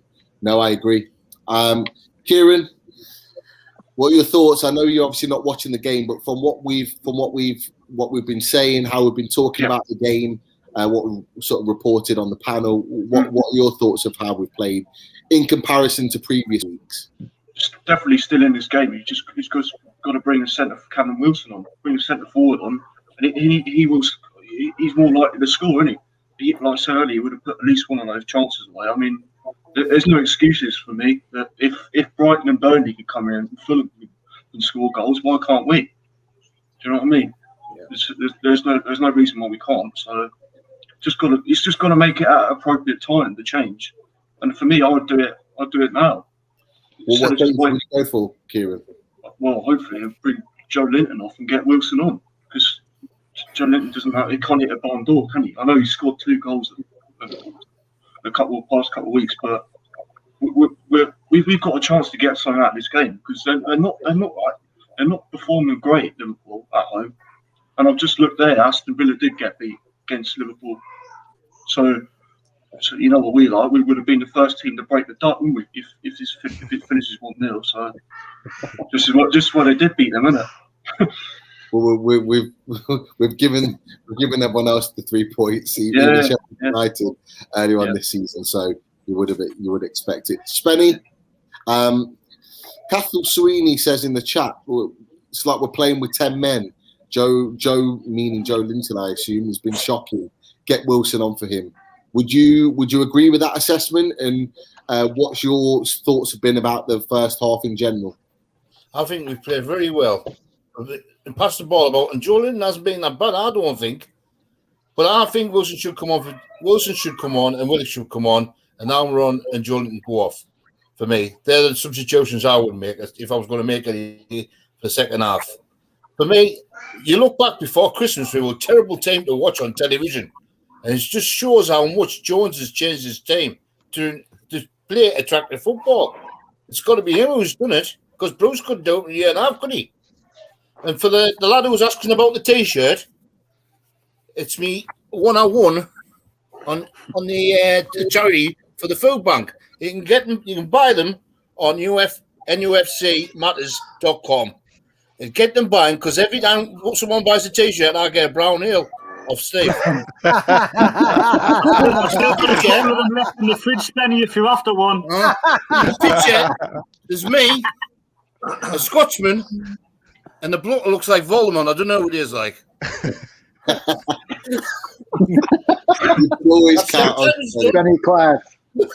You can always count on Spenny. You know what, Steve? Spenny's already done your promotions for today. Yes, he's a good lad. It's good to have him back on. Definitely. Paul, I just looked at Jason Carter's comment a minute ago, and he put a very strange first half. Liverpool should be out of sight, although if we push a little bit harder, we can threaten their goal. So, I'm inclined to agree with him in that, we've still got an opportunity, although they've had a lot of chances. 1-0, one goal our way completely changes the game. So, what are your thoughts on the first 45 minutes? What would you do differently in the second half to get us up the pitch and get a goal? I'd probably take Almiron off, to be fair. I think he's been non-existent in the game. I'll take him off. I know people's giving Joe Linton a hard time. I don't think he's done too bad, but I'd still take him off. So I would take probably Joe Linton off for Wilson, and I'd bring Willock on for Almiron. Obviously, 1-0, you're still in the game. It's not over at 1-0, you know what I mean? So I've just been looking back at that goal, what we conceded. Richie should have done better for the goal, to be fair. Yeah. You can't let the ball bounce in the box. Defending, you can't do it. Criminal. Definitely. Could have defended it better. I'm not here to get on Richie's back just because he's been fantastic for us. He's been great the past few games since he's come in the side. He's been fantastic. Definitely. Just that one little blip there, but he should have done a bit better for me. No, I agree. And I agree with you and Spenny as well. I actually don't think Joe Linton's played that bad, but in the first half. But obviously, Callum Wilson just brings that X factor. He brings that something a little bit different that I think, if we're going to open up the game, I think he might be able to. He could be the difference today. Can I just ask one thing, Pete? Can I just ask one thing before you go on to Steve? Of course. How many people think that ASM will still be here next season if the takeover doesn't go through? I don't think he will be here. I do. Yeah. I do. I don't If think the takeover goes through, I think he will be. If it doesn't, I think he's off. Definitely. I think he's got one more year. If the takeover doesn't go through, I think he's got another year with us. I think with COVID still having an impact on teams financially, I think that's going to come in our favour. Yeah. Because if he was to be sold, he's going to need to be sold for big money. I don't think ASM at this moment in time leaves Newcastle United for any less than 40 million. And I think even more so, he's probably worth more. If you think in comparison, and this is just my opinion, if you think in comparison, Richarlison went from Watford to Everton for £50 million, Richarlison, he's shy. Me, ASM is way better than Richarlison, and he's younger. And so for me, if anyone's coming for ASM this summer, bearing in mind that in October he signed a six-year deal, you're saying you can sign him, but you're paying the best part of 50 million to take him. And I don't think that anyone's paying that sort of money this summer. So I think at least we'll get another year out of him. And if the takeover doesn't go through at that point, then yes, I think he'll leave next summer. He'll move on. Still not going to win the Champions League. Yeah, we're starting. That's a good shot. What about Nicolas Pepe as well? If he's worth 72 million, what's maximum? Exactly. You've got all of these examples of players. Sigerson, for example, at Everton, worth 50 million from Swansea. It's crazy money. And you look at his ability. You look at what he brings. I mean, he's been tearing Liverpool apart in the first half. You put him in a top 6 team. He's creating magic for those teams. He really is. And he'll have like-minded players around him that would be able to find space and create a load of problems. But anyway, Steve, great point though, Paul. Great question there. Steve, Daniel Renford puts on the chat, attack. Nothing to lose. Away the lads. What are you in the same mindset? Or yeah, I mean, look, the stats in the first, as the second half kicks off, the stats in the first half, Liverpool had 71% possession, Newcastle 28% possession, but shots, total shots, Liverpool 12, Newcastle 1. Doesn't tell the full story really, because obviously, meaningful shots which are on target. You're looking at ones each. So Liverpool have been a bit erratic today. Dubravka's played well. He's kept Newcastle in the game as he often does. And I agree with what most of the panelists have said about some of the players who were underperforming. Joe Linton hasn't looked great. Shelvey, as usual, has been pedantic and lazy in the middle. There's not great deal of positives to take from those two performances. But then, Almiron is still putting the work rate in. ASM has had a few chances. We've breached their rear guard a few times. So for me, this is all about substitutions. It's a chance for Newcastle again and Steve Bruce again to make the substitutions, at the right time. And that's the point that Charlie made. The Burnley game, for instance, we were all talking, I think, as the substitutions were being thought about and dealt with. And Bruce always leaves it too late, but he didn't leave it too late. He got it right against Burnley. He got it right against West Ham. Newcastle are still in it. They're 1-0 down at Anfield. There's no crowd in, to give Liverpool that little extra boost. This is a misfire in Liverpool compared to what we've played in the past. I still think we'll get something out of this game, and I think the substitutions will be key. Who would I bring on? Yes, I would bring Willock on 100%, and yes, I would bring Callum Wilson on. Who would I take off? In an ideal world, you're going to take Shelvey off. That's not going to happen. He's going to probably take ASM off, and he's probably going to take Joe Linton off. But it's a case of watch this space. but I still think we'll be able to get something out of it as long as we put the same effort in, and as long as Steve Bruce is still carrying that lucky rabbit's foot in his pocket. Has he changed it? Has he changed it yet or not? No. So the second half started, 47 minutes, no changes. So the same team. I don't think Liverpool have made any changes either. But the second half started very similar to the first half. There's a half chance there for Firmino, a nice little turn on the 18-yard box, but nothing really to with Dubravka. And yeah, as I've said, the second half started the same as the first, with Liverpool with all the possession, Newcastle sitting quite deep on their 18-yard box and trying to sort of soak up the pressure with the hope that we hit them on the break. But I would agree with Steve. Wilson needs to come on at some point.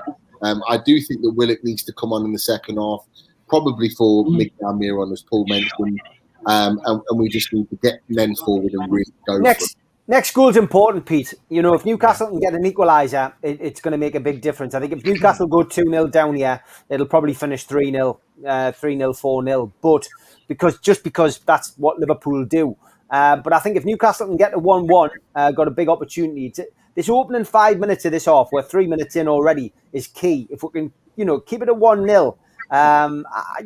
The hope will build, the momentum will build with Newcastle, I think. But if we go 2-0 down, heads will drop, and I think we'll all be just counting this as as the game it was. It's a free shot. Yeah. Watching the match there, did you see Richie had the ball there? He was on the left wing. Charlie. He was on the left wing, and Joe Linton is running through saying, "Gives the ball, gives the ball, gives the ball." Richie looks up, sees Joe Linton, swivels round and passes it back to the centre half. Charlie's done that loads of times, and Supermax pointed this out time and time again, that some players won't pass to Joe Linton because they probably see him and go, actually, that's not a good option. You know what I mean? If I pass it to him and we lose it, it's obviously because they're not confident in the player. Yeah, they don't trust him. They don't trust him on the pitch. And that's the thing. I mean, that for me, that passage of play just before, Charlie said it really, but that passage of play sums up the mentality of the team right now.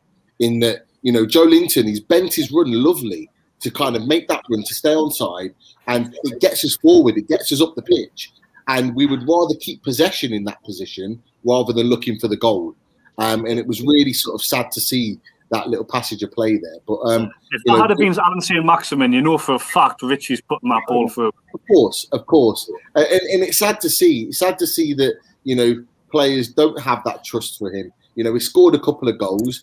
A couple of important goals, really. And, you would like to think that they would have a little bit more trust in him. But they must see something. And this goes back to the Joe Linton point. They must see something in training day to day that we don't see.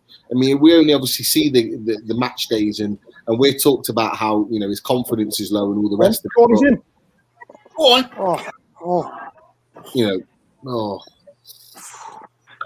For me as well, Pete, mate. Go on. These two full backs for Liverpool. Go on, Spenny. These two full backs for Liverpool, probably the best in the league and probably the best in the world. At Arnold and that Robinson. And they're good players. They are. But the one thing you would say about both of them is that neither of them like to defend. They neither of them like to defend. So that's where our in is today. So you at times, because they like to get so far forward, you're literally playing against sort of the two centre backs in Fabinho. Who's that's why they're losing games for, because of Van Dijk, isn't it? Van Dijk has lost them a leg this season. It's amazing how much influence he has on them, though, isn't it? Amazing. Right. Go on. They've lost that leg this season because of Van Dijk being out. For me. Yeah. Well, I would say you say it's a fair point. You would say that, but Van Dijk was playing in the game where Aston Villa tore them apart. What was it, 7-2 earlier on in the season? Van Dijk played in that game. So they were already shipping goals before he got injured. I think that massively. Is that when the kick was out, though? Yes, yeah, it was. Yeah, it was. Yeah. Injured, yeah. But you look, everyone loses their best players at some point, and it's how you manage that situation. Go on. Right, Go on. great ball out by Shelby, out to Murphy. Murphy, Go on, playing brilliant now. Yard box with the ball, tries to shoot, gets Lucky, deflected out. have a shot. Back to a Liverpool player. Could have done better there. Disappointing that. But What I'm Richie. Richie recovers the ball back to, I think that's Miggy Almiron on the right hand side. So we're playing it in their box. Shelby with the ball into Miggy. Say Steve's back loading the van up with all them t-shirts I've sold them. Ball into the box to Wellington goes down. Probably not a penalty. Probably not a penalty there. He gets challenged from behind, but maybe should have been a little bit stronger there. But a couple of chances in the last few minutes for us going forward, but just need to be a little bit more clinical with the ball. Just one of the things I wanted to mention, there's been a lot of talk with regards to Joe Willock over the last couple of days about him staying beyond this season. I just wanted to get your guys' thoughts really on how he's performed so far. Is he someone, as it's been touted, that would be willing to pay 20 million for in the summer, bearing in mind our budget isn't massive, or is it likely to be massive if Mike Ashley's still here? Is he the type of player that you think we need to be building a team around, or do you think he'll end up going back to Arsenal or elsewhere? So, Daz, what are your thoughts about Willock so far? Yeah, look, he's done well. I think he scored 3 goals for us, vital goals as well. I think it does, though, for me, it depends on the takeover and where we are come the summer. I'm sure if the takeover went through, 20 million is not much then, and it's he's young. He'd be a decent squad player first. If there is no takeover come the summer, and we're still with Ashley and Bruce starting into next season, I don't think we need to strengthen the midfield, but we also need to strengthen the forwards, and we also need to strengthen at the back. So 20 million is a lot then to spend on one player in that position. Oh, come on, Joe Linton. Get him off now. I'm not sure how. Richie's still on. Hold on 1 second. That wasn't bad by Joe Linton. That wasn't bad. It was a good save by Alisson. It was a nicely played ball through. Joe Linton was big and strong, held off his defender. It was on his left foot, to be fair to him, but he rifled the shot, but it was straight at Alisson. I do believe either side of Alisson, that's a goal. It was hit with so much power.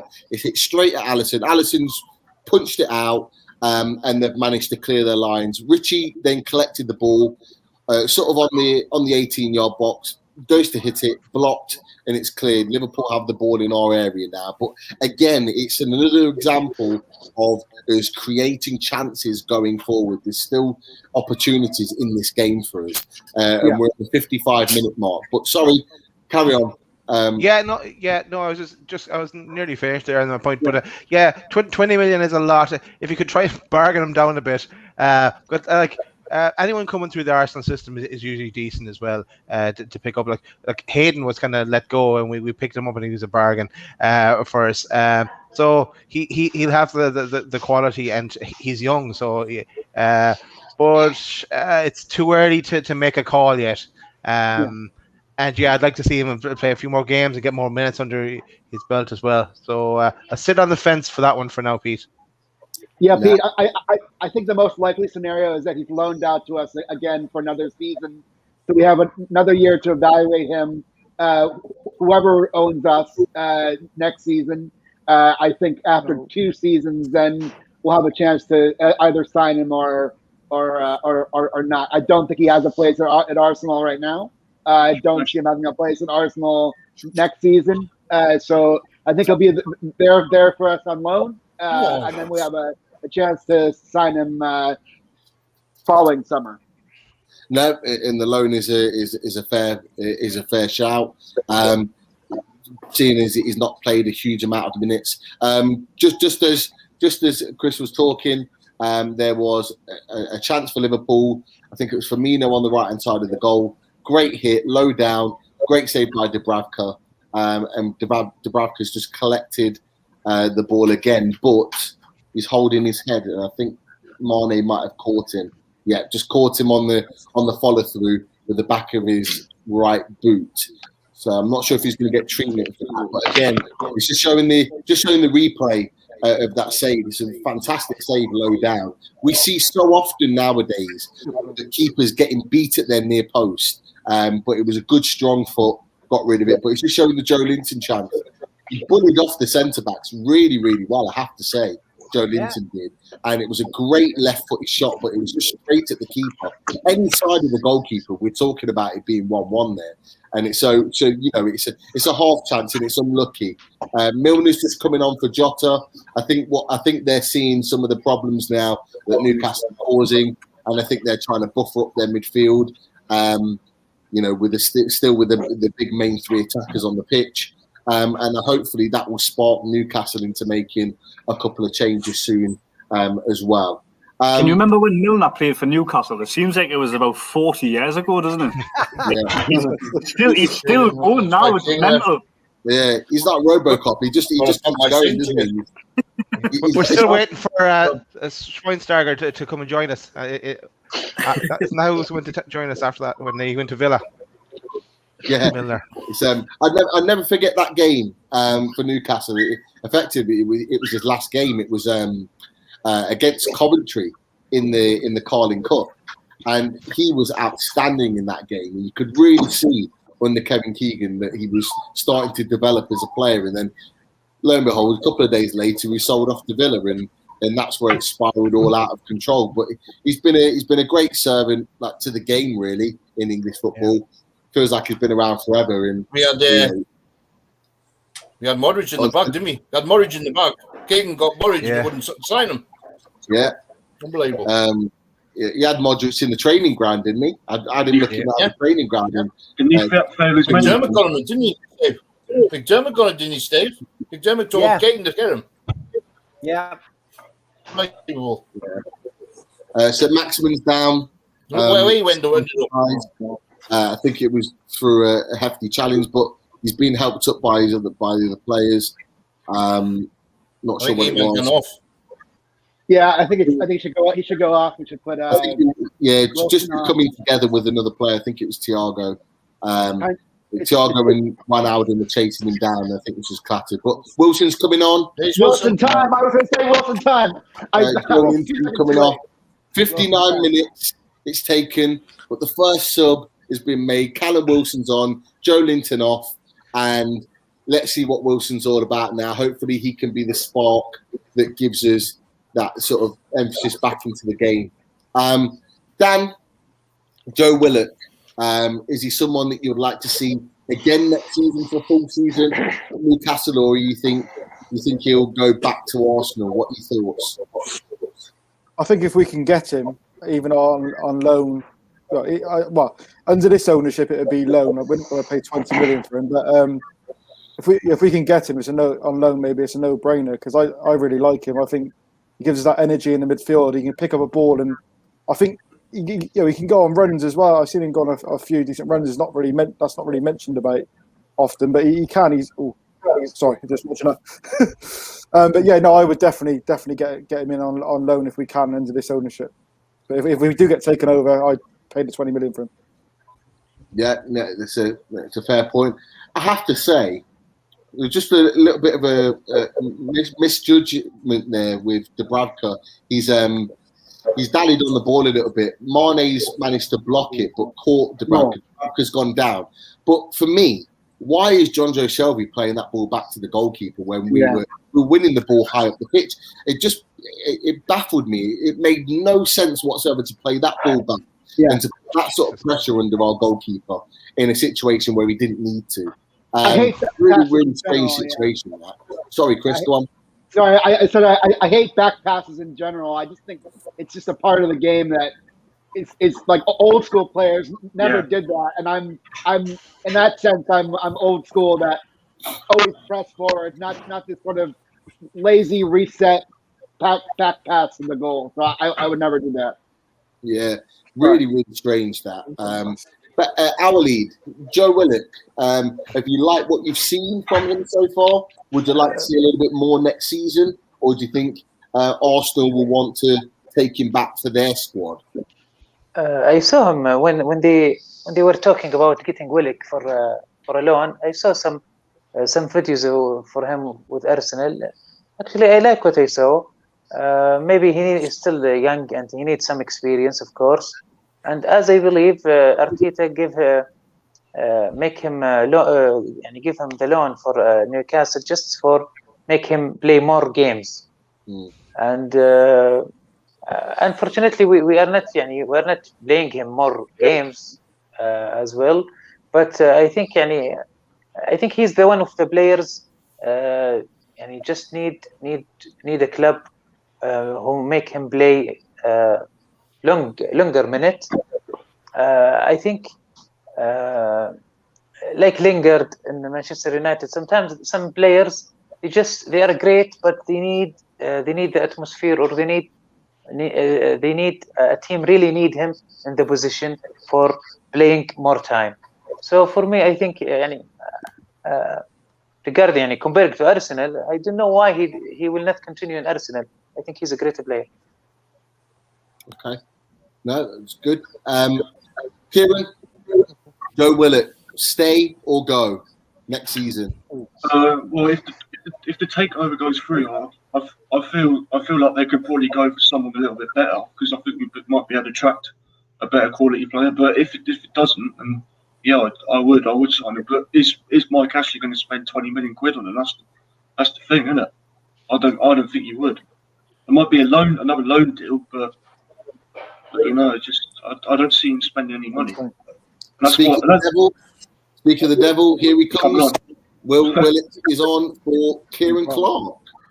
Okay, so we may be going four back. Yeah, I'm assuming so. The unusual substitution, not sure why Clark's coming off.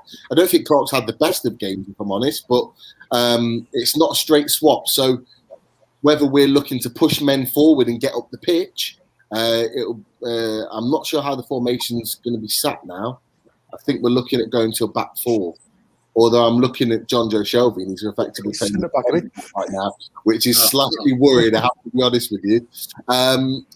Charlie, just talking about Joe Willock, whether it's a case of does he stay or does he go? Look, we were in a position a couple of years ago where, we could have quite easily had our hands burnt with Kennedy. He had a fantastic loan for us from Chelsea, and then we got quoted, if I'm right in thinking, 30 million. And we didn't pay it, got him another loan, and I think it's fair to say that his second season with us wasn't a great one. Do you think that we maybe get another loan, or are we thinking, right, we paid the 20 million and get him in? Get out of there. Well, the funny thing is, when we signed him, I think it was on deadline day, wasn't it? And I seen loads of the fans. They were buzzing that we signed Joe Willock. They were like, yes, we've signed Joe Willock. And I was thinking, in a way, I didn't really see the hype at the time. I was thinking, yeah, we've signed an Arsenal reserve player, basically, you know what I mean? But since then, I hadn't seen much of him. Since then, I've seen him play. I've seen his first game against Southampton, when we won the game in 9 minutes, I think, was outstanding. He covered every single blade of grass. And then he came off the bench twice and scored. And I have been impressed with him. And when it comes to the 20 million price tag, I think 20 million these days is pocket change in the transfer market. You know what I mean? I think if we're going to spend 20 million on someone, you're going to get someone guaranteed in Willock, you know what I mean? When nobody offers. The safe bet would be to offer him on loan for another season. Maybe get him on loan for another season and see where we're at after that. I know, if we had have been relegated to the Championship, Arsenal weren't prepared to give him to us. They were wanting to loan him out to another Premier League team. So next season, I don't see why Arsenal wouldn't do it. If you're looking from Arsenal's point of view, Joe Willock is way down the pecking order. You know what I mean? He's nowhere near the team. But to us, he would be a valuable player. So it's a win-win situation. I would definitely have him back on loan next season, 100%. Definitely. I mean, you made a good point about the sort of the 20 million. For me, 20 million now for a player is kind of like a standard Premier League price that you're getting. If you're wanting to get a decent Premier League player, particularly midfield or further forward, 20 million is around the standard price nowadays. Is it paying? So it's not the end of the world. I just have question marks with regards to Arsenal. I look at Joe Willock, and I look at the way in which he's played for us on loan, and I think that's exactly what Arsenal need right now. And it baffles me that they're willing to loan him out. Look, I'm not arguing it. I'm glad that he's playing for us and not for them. It just baffles me, and it baffles me how Arsenal fans are so adamant that they don't want him to stay. They don't seem bothered by it, but he seems to be doing really well for us. Just before, it's almost like he didn't have the chance at Arsenal in a way. Like it's almost like this loan move at Newcastle is like his chance. You know what I mean? He might have been getting bit part appearances in the Europa League, etc. But like he's never really been thrown in at Premier League level. Like as I said before, like he's from Arsenal's point of view, he's like way down the pecking order, which is a bit mad because we've seen ourselves. He is a good player. That's probably why I thought when we signed him, we're signing an Arsenal reserve player. But he has got talent, he's got an eye for goal. He's a decent player. If he can't get in the Arsenal team, then there's serious questions, really, isn't it? Because Arsenal's team's not that great, is it? The 9th in the league. 9th? Exactly, 9th in the league. There you go. Yeah. So what's Arsenal lost is Newcastle's game. We've already seen that with Isaac Hayden. Callum Wilson on the right hand side just ran through. Was just holding up play so men come and join him. Miguel Almiron plays it out to the left. Richie plays it. Against the defender. It rolls out for throw in. Really good opportunity to work there. Good hold up play from Wilson. I was just going to say, gets locked into the box to the back post. Maximin's on the ball, plays it in the middle, but cuts out the defender. Not great. And they clear their lines. I was just going to say, just before Charlie was talking, there was the ball gets played out long over the top of the Liverpool defenders. And Callum Wilson, if you wanted to know whether he was fit or not, or whether there was any question marks about his hamstring, was absolutely rapid, running out on his own, chasing, pressing the centre-backs for about 30, 40 yards. And I'll be honest, I had my heart in my mouth. I was worried that his hamstring might go. But if there was any doubts about his hamstring, those doubts have been squashed. He's just run through again. Where are you batting? So he's in the box. Again, the back line. But, I think he's just been ruled off for offside. Spenny, Joe Willock, is he a player that you'd like to see in a black and white shirt next season, albeit on loan or via? I'll tell you what, Pete, when I saw that about him 20 million, you know what I said? What? Mother of God. I'll tell you what, that's what I said. Honestly, it'll be a snip. 20 million. Oh, I love it. Love it. Irish accent. All right, that passes Spenny. You haven't lived. Okay. I love them like straight away, mate. 20 million nothing these days for something like that, especially our age. Is it? 21 years old. So he's still got a lot of legs left in his career. So like you said, 20 million, not a lot of money. So someone you definitely want to sign. We haven't done anything like that since Rob Ley, have we? We haven't done anything like that since Rob Ley. Like a midfielder scoring. So that's what we needed. And we need another striker for me as well. We need another goal scorer. No, great points, Benny, as always. Always the one for the last one. Oh, love it. Joe Willock, he's not quite a bent copper, but he has something to offer. So what do you think? Stay or go? Oh, I like it. I'll take him on loan again. Take him on loan, Pete. 20 million. Ashley's like 200 million really. We just haven't got the cash. And we nearly got burnt with Kennedy a few years back. So for me, it would be another loan. No, I would agree. I wouldn't take the risk of paying 20 million. And then Steve, what we thinking? Joe Willock, have you been happy with what you've seen from him so far? Do you think? Yeah, I mean, I take the points again that everybody's made. I mean, Paul's been quite, right about the Kennedy situation. He's mentioned it on NUFC Matters in the chat a few times. The second season isn't always as good as the first. £20 million in this day and age isn't a great deal of money. However, it depends whether the takeover goes through, doesn't it? And as I said, Steve Bruce says on one hand that Willock's a great player. He'd build his team around him, but he won't give him a game. He's bringing him on as a substitute. So he's clearly not that good a player and clearly not that much in his plans if he's going to leave him on the bench. But look, if we're going to be under this regime and under this management in the next season, I would say bring Willock in if we can, get him on another season-long loan. If Arsenal are willing to do that and if the player's willing to come, he seems to have settled in. He seems to enjoy it.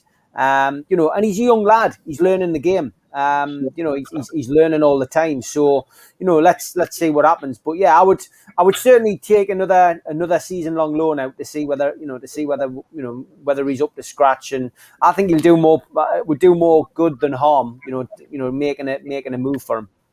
Yeah, no, I would agree. Great points as always. I tell you what, a minute ago we just got absolutely let out of jail there. I'm not sure who played the pass. I think it might have been Longstaff. It was an awful no-look pass. Just literally gifted it to the Liverpool player. Yeah, played him Mohamed Salah. Yeah, and dragged it wide. Very for Kieran, who's not watching the game. I tell you what, we were very, very lucky because that was an absolute gift that Liverpool didn't take. They've now worked themselves into a free kick position, probably about 30 yards out. So you might think that it's probably not something that would trouble us, but then you've got Trent Alexander-Arnold and James Milner and Mo Salah looking at the ball. Trent Alexander-Arnold. Never. Yeah, got a knock off the wall and it's gone for a corner. So, from an opportunity where we were looking to get the ball forward, we've gifted them now the opportunity to have the emphasis back in the game with 74 minutes gone. So, we've made it 74 minutes, still 1-0, still in the game, still got a chance.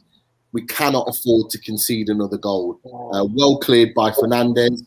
On the edge of the box, that was in. On the volley, 20 yards out, Alexander-Arnold with a fantastic volley. It's absolutely glided past the post. I honestly thought that was just netted into the net. Again, very, very, very, very lucky. Well. Wow. So go on. Thing is, Pete, as well, you've got to take your chances against these teams. That's why Wilson should have been playing from the start. Because we might have been up ahead here, the way we're playing. We've had chances. That's the thing, Spenny. You're right. We've had chances in this game as Curtis Jones is getting ready to come on. A suntan by the looks of it. Yeah. Looks like he needs it. But another effort on the edge of the box by, I think, Firmino. Straight into Barker's hands. We're now on the attack.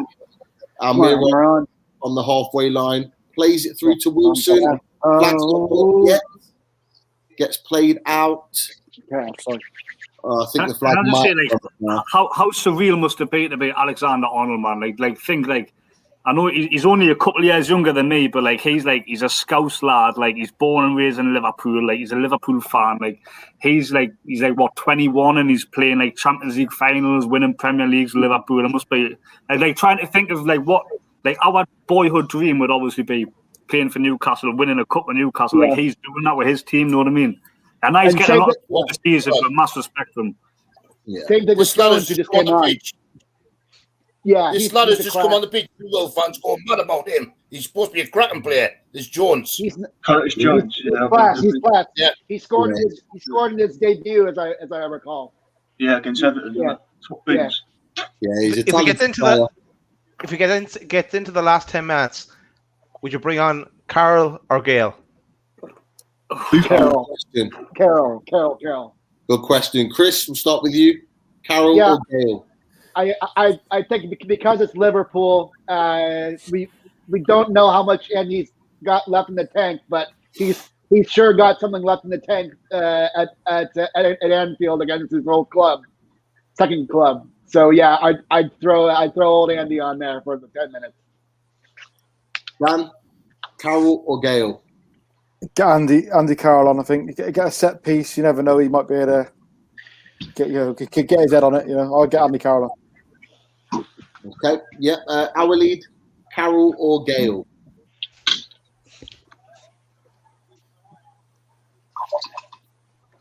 Gale. He loves Gale. Love it. Even took his time on. No, I was mute. Love it. Kieran, if you're given the option, Carroll or Gale is the last film. Oh, definitely Carroll, because you know what's going to happen. They're going to be kicking the ball long with Sweetie Bum time, isn't it? That's what they do, isn't it? Yeah. So just might as well just get them on, isn't it? Yeah, fair point. Charlie, Carroll or Gale? Wait, from what I've seen this season, I probably will have the tea lady up front. Yeah, you're not wrong. Carroll or Gale? That's why you won't go up, because you can't. I'll put Carroll out with Carroll and Gale because it might disrupt a few things.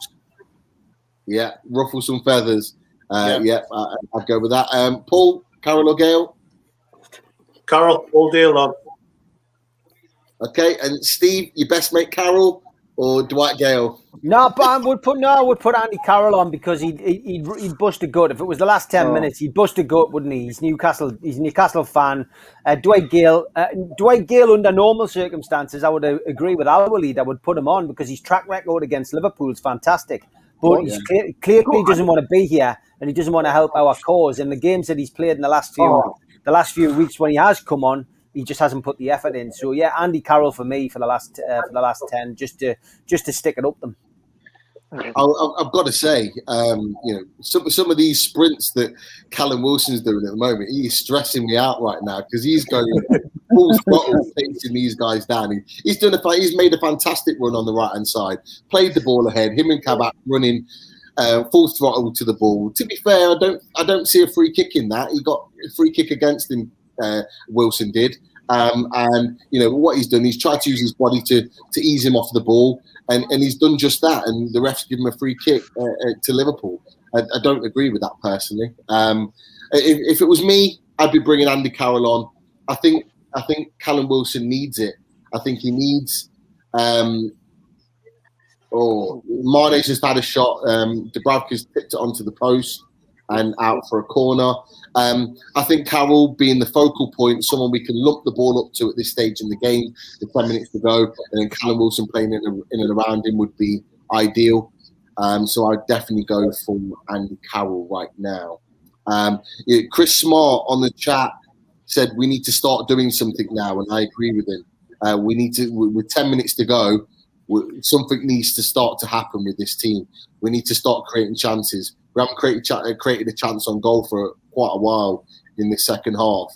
And if it's all well being 1-0 down, but we want to at least go down swinging and with an opportunity of trying to grab something from the game. So, we're defending the corner at the moment. Alexander-Arnold puts it in. Again, cleared, I think, by Dummett. Ball's come back in. Make it safe by Dubravka from a Milner effort on the edge of the box. Dubravka, if it wasn't for Dubravka, this could have been a bit more severe. You know what I mean? Dubravka has made some good saves. He's been very good today. He's been very commanding of his area. He's made saves when he's need to. Some of them been straight at him, but some of them, he's made good saves for.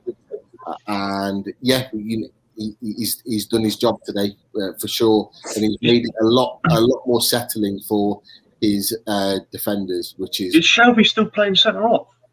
No, he's in midfield. He's in goal now.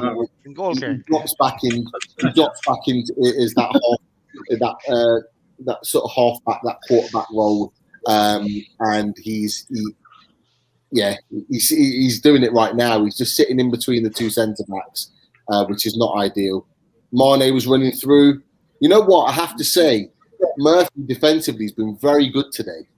He has been very, very good defensively today. He hasn't been the attacking intent that we wanted in terms of him getting the ball and driving forward. But I think at times he's really managed Sadio Mane really well when he's got in between the lines. So, you know, a player that hasn't been talked about a lot in this 90 minutes today, but I think Murphy's played well.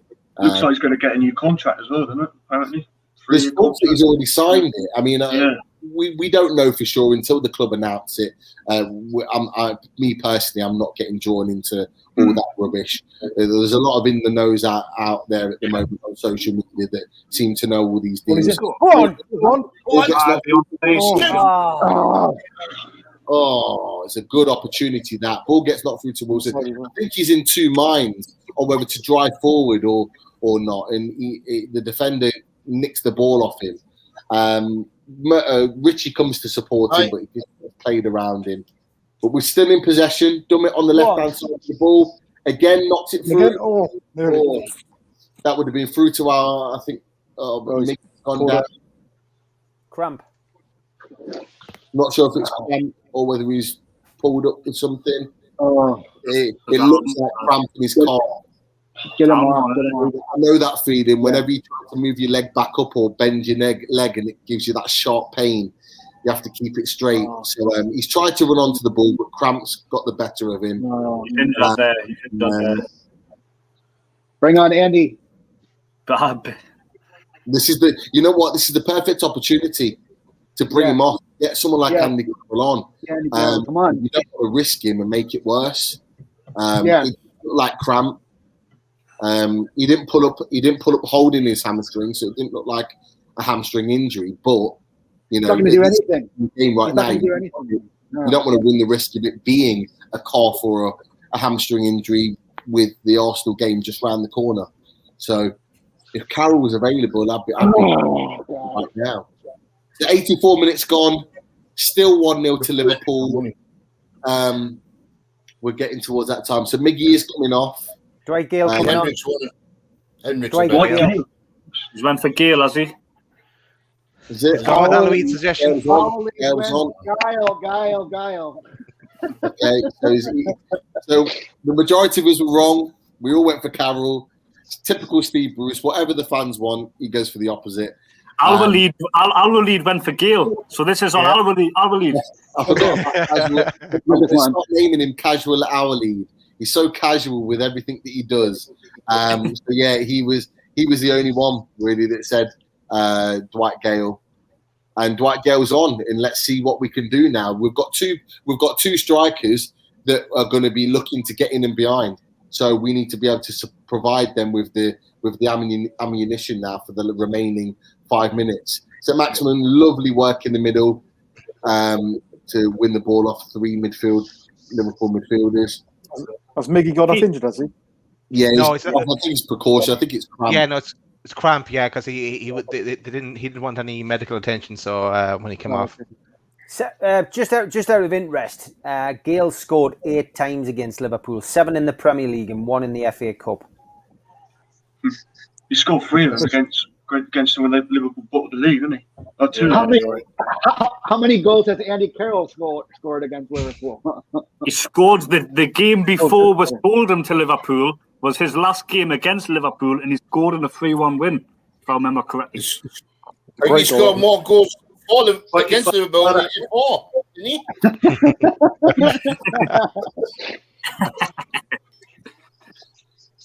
Just going back to do you know before when Pete, when you were talking about Shelby, like in the quarterback role, I'm just wondering, did anybody see the Q&A that they did on Newcastle's official media channel, and one of the fans put in they asked him like John Joe, why are you so lazy? And did you see they actually asked him that. He didn't take it too well. I think they started showing clips of him running in the Newcastle pit. What? Oh, Sorry, I didn't want to interrupt you there, Charlie, but Richie had the ball on the left-hand side, whipped it in. Liverpool managed to clear it. There was, I think, St. Maximin running at the back post, but wasn't able to get any height or jump on the ball. And Newcastle have just won a free kick just around the halfway line. So we're getting towards 87 minutes in the game. We need to start getting the ball forward now and trying to create some chances.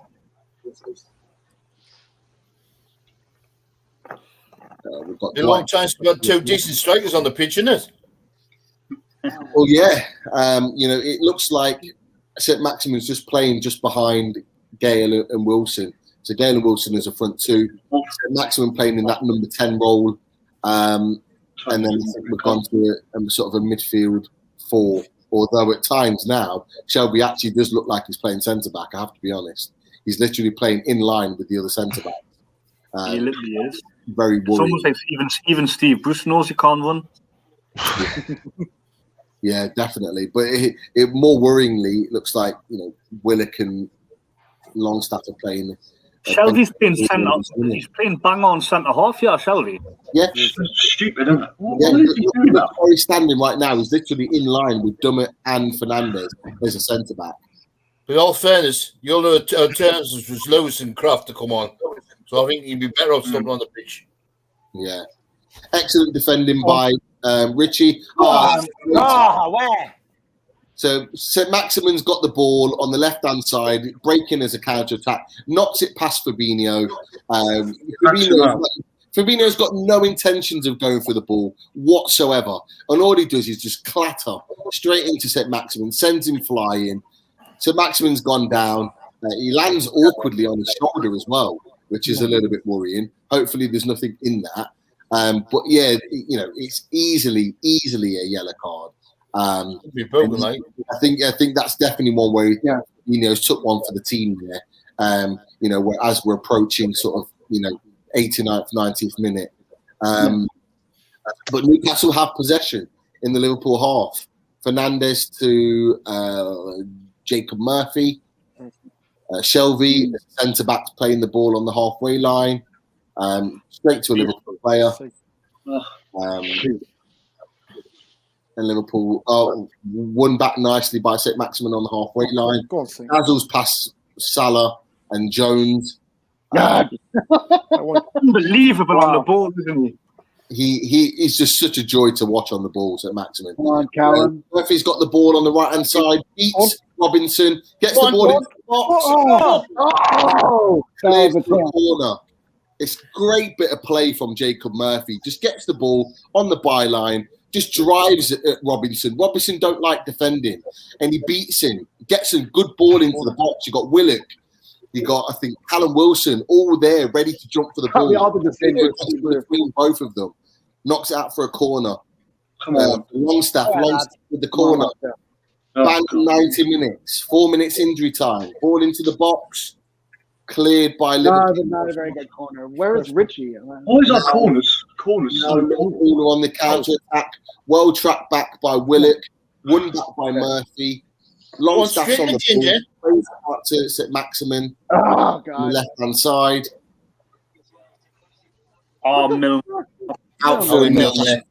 But Milner's gone down. I think St. Maximin. Milner's gone to won the ball and knocked it out. But I think because he's won the ball, St. Maximin's landed on Milner. And I think Milner's struggling. Thiago got man of the match. He had a decent game. I don't think he was worthy of man of the match, but he's wonderful footballer. He's really good player. He's a very good player. Throwing to Richie. Richie's got the ball on the side. Willock! Just over the bar. Just over the bar. Really nice play by Richie. Richie's gone to cross the ball in first time. Dummied the ball, then put it in. Willock was onside. Willock's gone for the flick on because he's in the post, but he's probably got too much on it. He's probably got too much on the header, and it's gone over. Really unlucky there. And Newcastle have another throwing just inside their own half. on the Throw-ins are right no. side. We're really poor throw-ins. Time. We're 1.5 minutes into that extra time. Willock's played in St. Maximin. Oh, St. Maximin played in Wilson. One goal.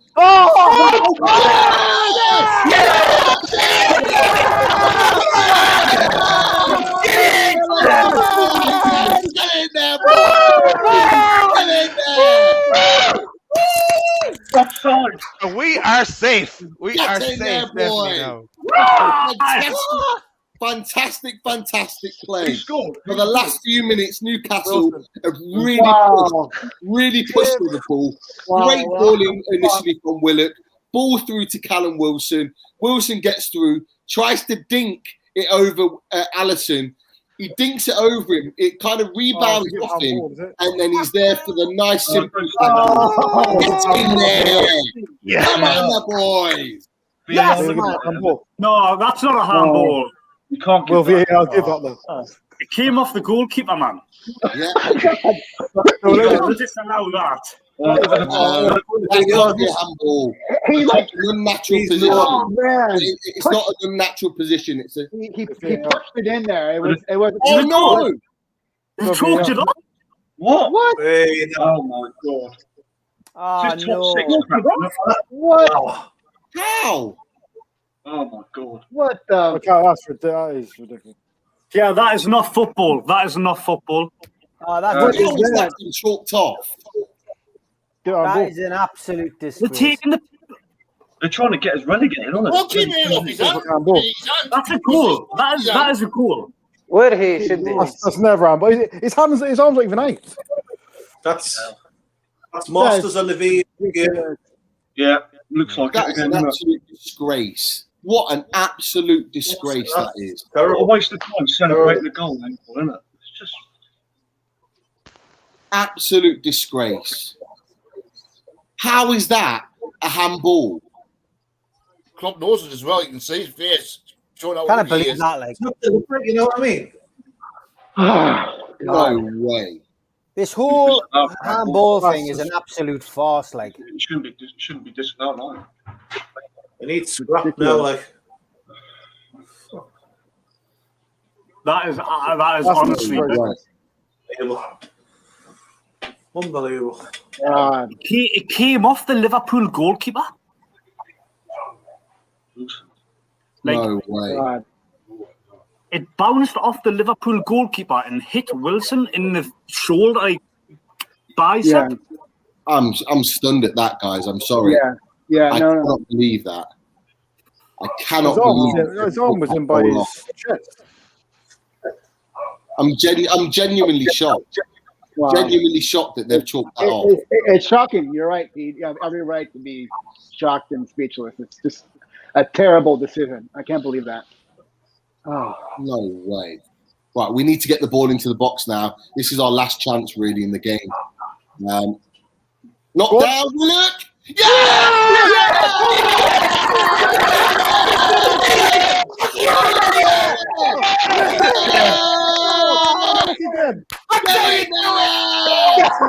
Are we sure? Are we sure? Ultimate knocks it into the box, gets a knockdown. I have no idea who knocks the ball down. Forwards to the main man at the moment. I never saw that before. We don't care. The ball's in the net. 1-1. We could have won this. Is it off?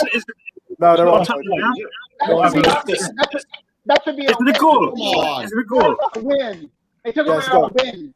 It's a goal. They took away our Gotta be win. cool.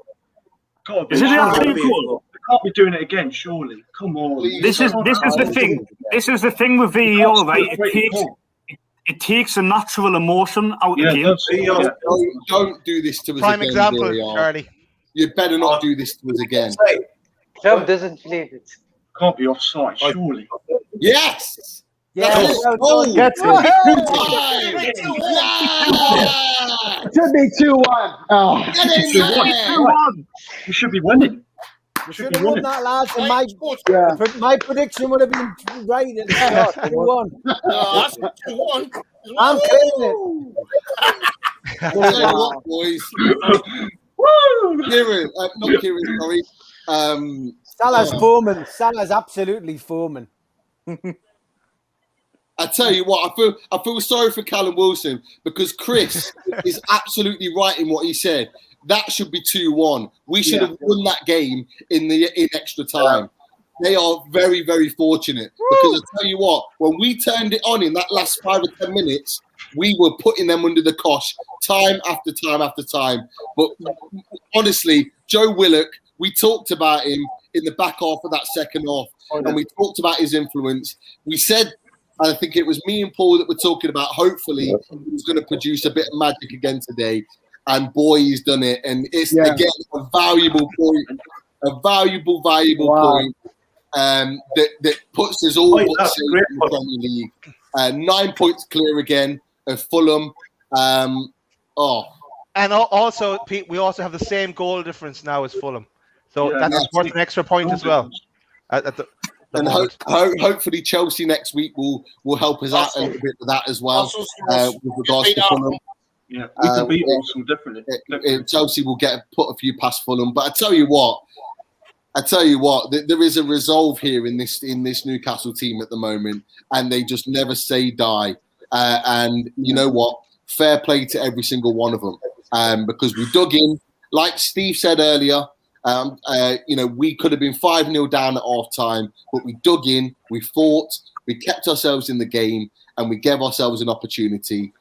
And boy, did we take it! I need to lie down. Jesus Christ, man. This club. I tell you what, you can't see because I've got no hair, but the hair that's there, it's all grey. It's crazy. Oh man. Steve, at this point, I'm going to hand it back to you because I can't do this anymore. I can't do it anymore, man. Switch me over. Yeah, there we go. Well done, Pete. You've done a great job, mate. Daz, give us your review of the game, mate, and your man of the match, please. Okay, yeah, it was an interesting game. Okay, even if it finished if we lost 1-0, and we played well. You know, we gave it a go. It was a free hit. Credit to Bruce. He made the substitutions. Both of them scored. We would have been robbed if we had lost that 1-0.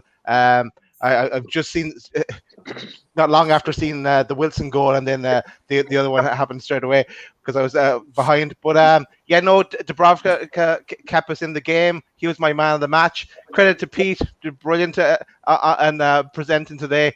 Kept us up to date, and I was following. It was like listening to radio rather than watching it live today. The truth, because you're well ahead of the game.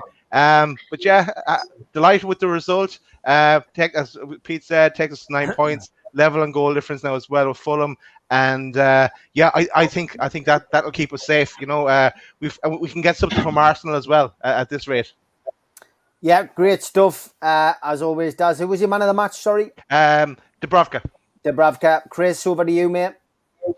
Yeah, we totally deserve to win that 2-1, but we'll take the 1 point. A valuable point for us, obviously keeping us up. And my man of the match would have to be, I would say Callum Wilson. He should have scored 2 goals. Great match from Callum. Great stuff. Fantastic. Yeah, I would say Dubravka for me. While we're on with man of the matches, Dubravka was superb throughout. ASM had a good game as well, but Dubravka definitely for me. Dan? Yeah, agreed. Both ASM and Dubravka had brilliant games. I think Dubravka's man of the match though kept us in it, especially in the first half. But I mean, I still watching that. I still can't believe they disallowed that first goal. If anything, Wilson's been pushed. I think pushed into that anyway. So I think and his arms. I can't believe it. Yeah, but yeah, a good game. Sorry. No, it's the excitement. Al-Walid? Well, I never see this before. Two goals in injury time. It's cancelled and they score again. If you just see club face after the Willock goal, even if UCL final against Real Madrid, it wasn't like that. He was totally shocked.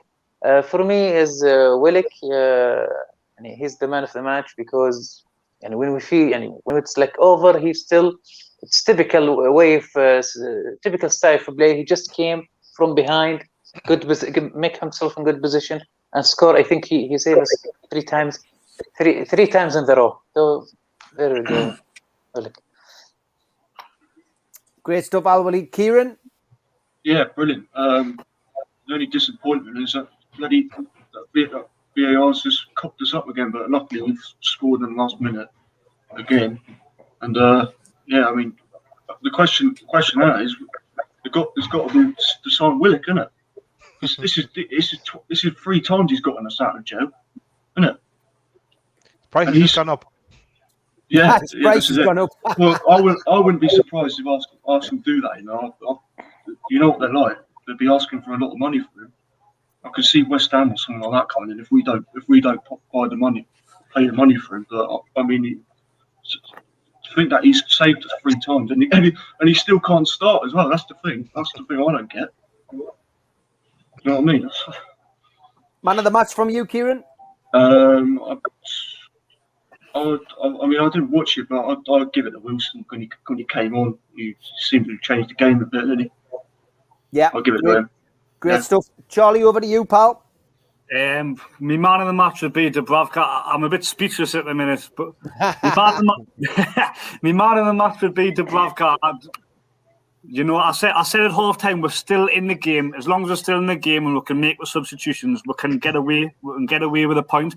And a point, I also said before, a point would be just as valuable as a win because we're now 9 points clear. Fulham aren't going to get 3 more wins. We're now safe. As far as I'm aware, we're safe. I just think following Newcastle's mental, I'm looking at Steve, I'm looking at Dan, I'm looking at Spenny, I'm looking at Pete. I think the next time I'm going to be on this podcast, I'm going to have no hair either, know what I mean? So the Newcastle is just mad. Follow it Brilliant. Stone's asking us to say happy birthday to Lachi, is it? So happy birthday to you, Lachi. All the best. Hope you have a good one. That point will have certainly cheered you up. Spenny, man of the match for you, mate, and just a little bit about the game. Mother of God. I'll tell you what, that's why you support Newcastle United, because of that. That's why you support them, because we'll never give in, and the fans will never give in. Man of the match, player of the match, Tobacco, man of the match, Pete. He did an excellent job today. Yeah, brilliant Well stuff. said. Paul, over to you. My lucky shirt done the job. I tip 1-1 with my heart before the game, so great results. Dubravka, man of the match for me. Yeah. Top. I don't think you'll get any disagreement on that. And Pete, well done, mate, again today. Your man of the match? It'd be easy to go for Dubravka. He was fantastic, but for me, from an attacking point of view, Callum Wilson changed the game. Him coming on, he just gave us that emphasis of going forward, the runs in and behind.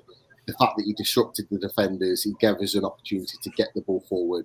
So I'm going to say Callum Wilson was fantastic. But I just want to say thanks to you guys on the panel, in particular Dan and Charlie, because I've not been on with you guys before. It's been a pleasure. Really, really enjoyed it. Thanks for the opportunity, Steve, as always. Really, really enjoyed it. And I need to go for a lie down because I'm done right now. I'm done. No surprise. Big shout out to Spider VPN for your internet security. Give them a shout. Big shout out to Arcot Interiors for your kitchens. Both of them have been our main sponsors this year. If you want to get in touch with Arcot Interiors, visit their website, arcotinteriors.com, or give them a ring on 0191 265 8663. Enquiries at arcot.org.uk. Also, a big shout out to John at qtechshop.co.uk, makers of pool tables and snooker tables in Walls and Newcastle, and to Jab Signature, who make all of our flyers. Subscribe to the channel, hit the Newcastle Legends badge in the bottom right hand corner, hit the like button, which is the little thumb, hit the share button to share it to your socials, and subscribe, please. And we'll be back tomorrow, me, Pete and Chris Hall, 6 o'clock tomorrow night for the 5-minute rant, or the 5-minute rave, I think it will be again.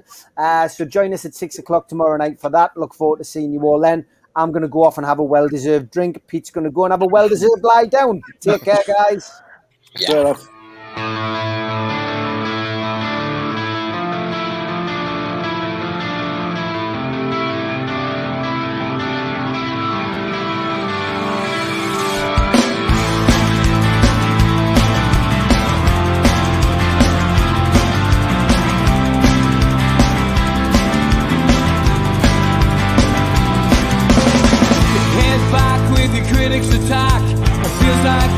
been talking to myself again, but it's the only way you're ever gonna learn.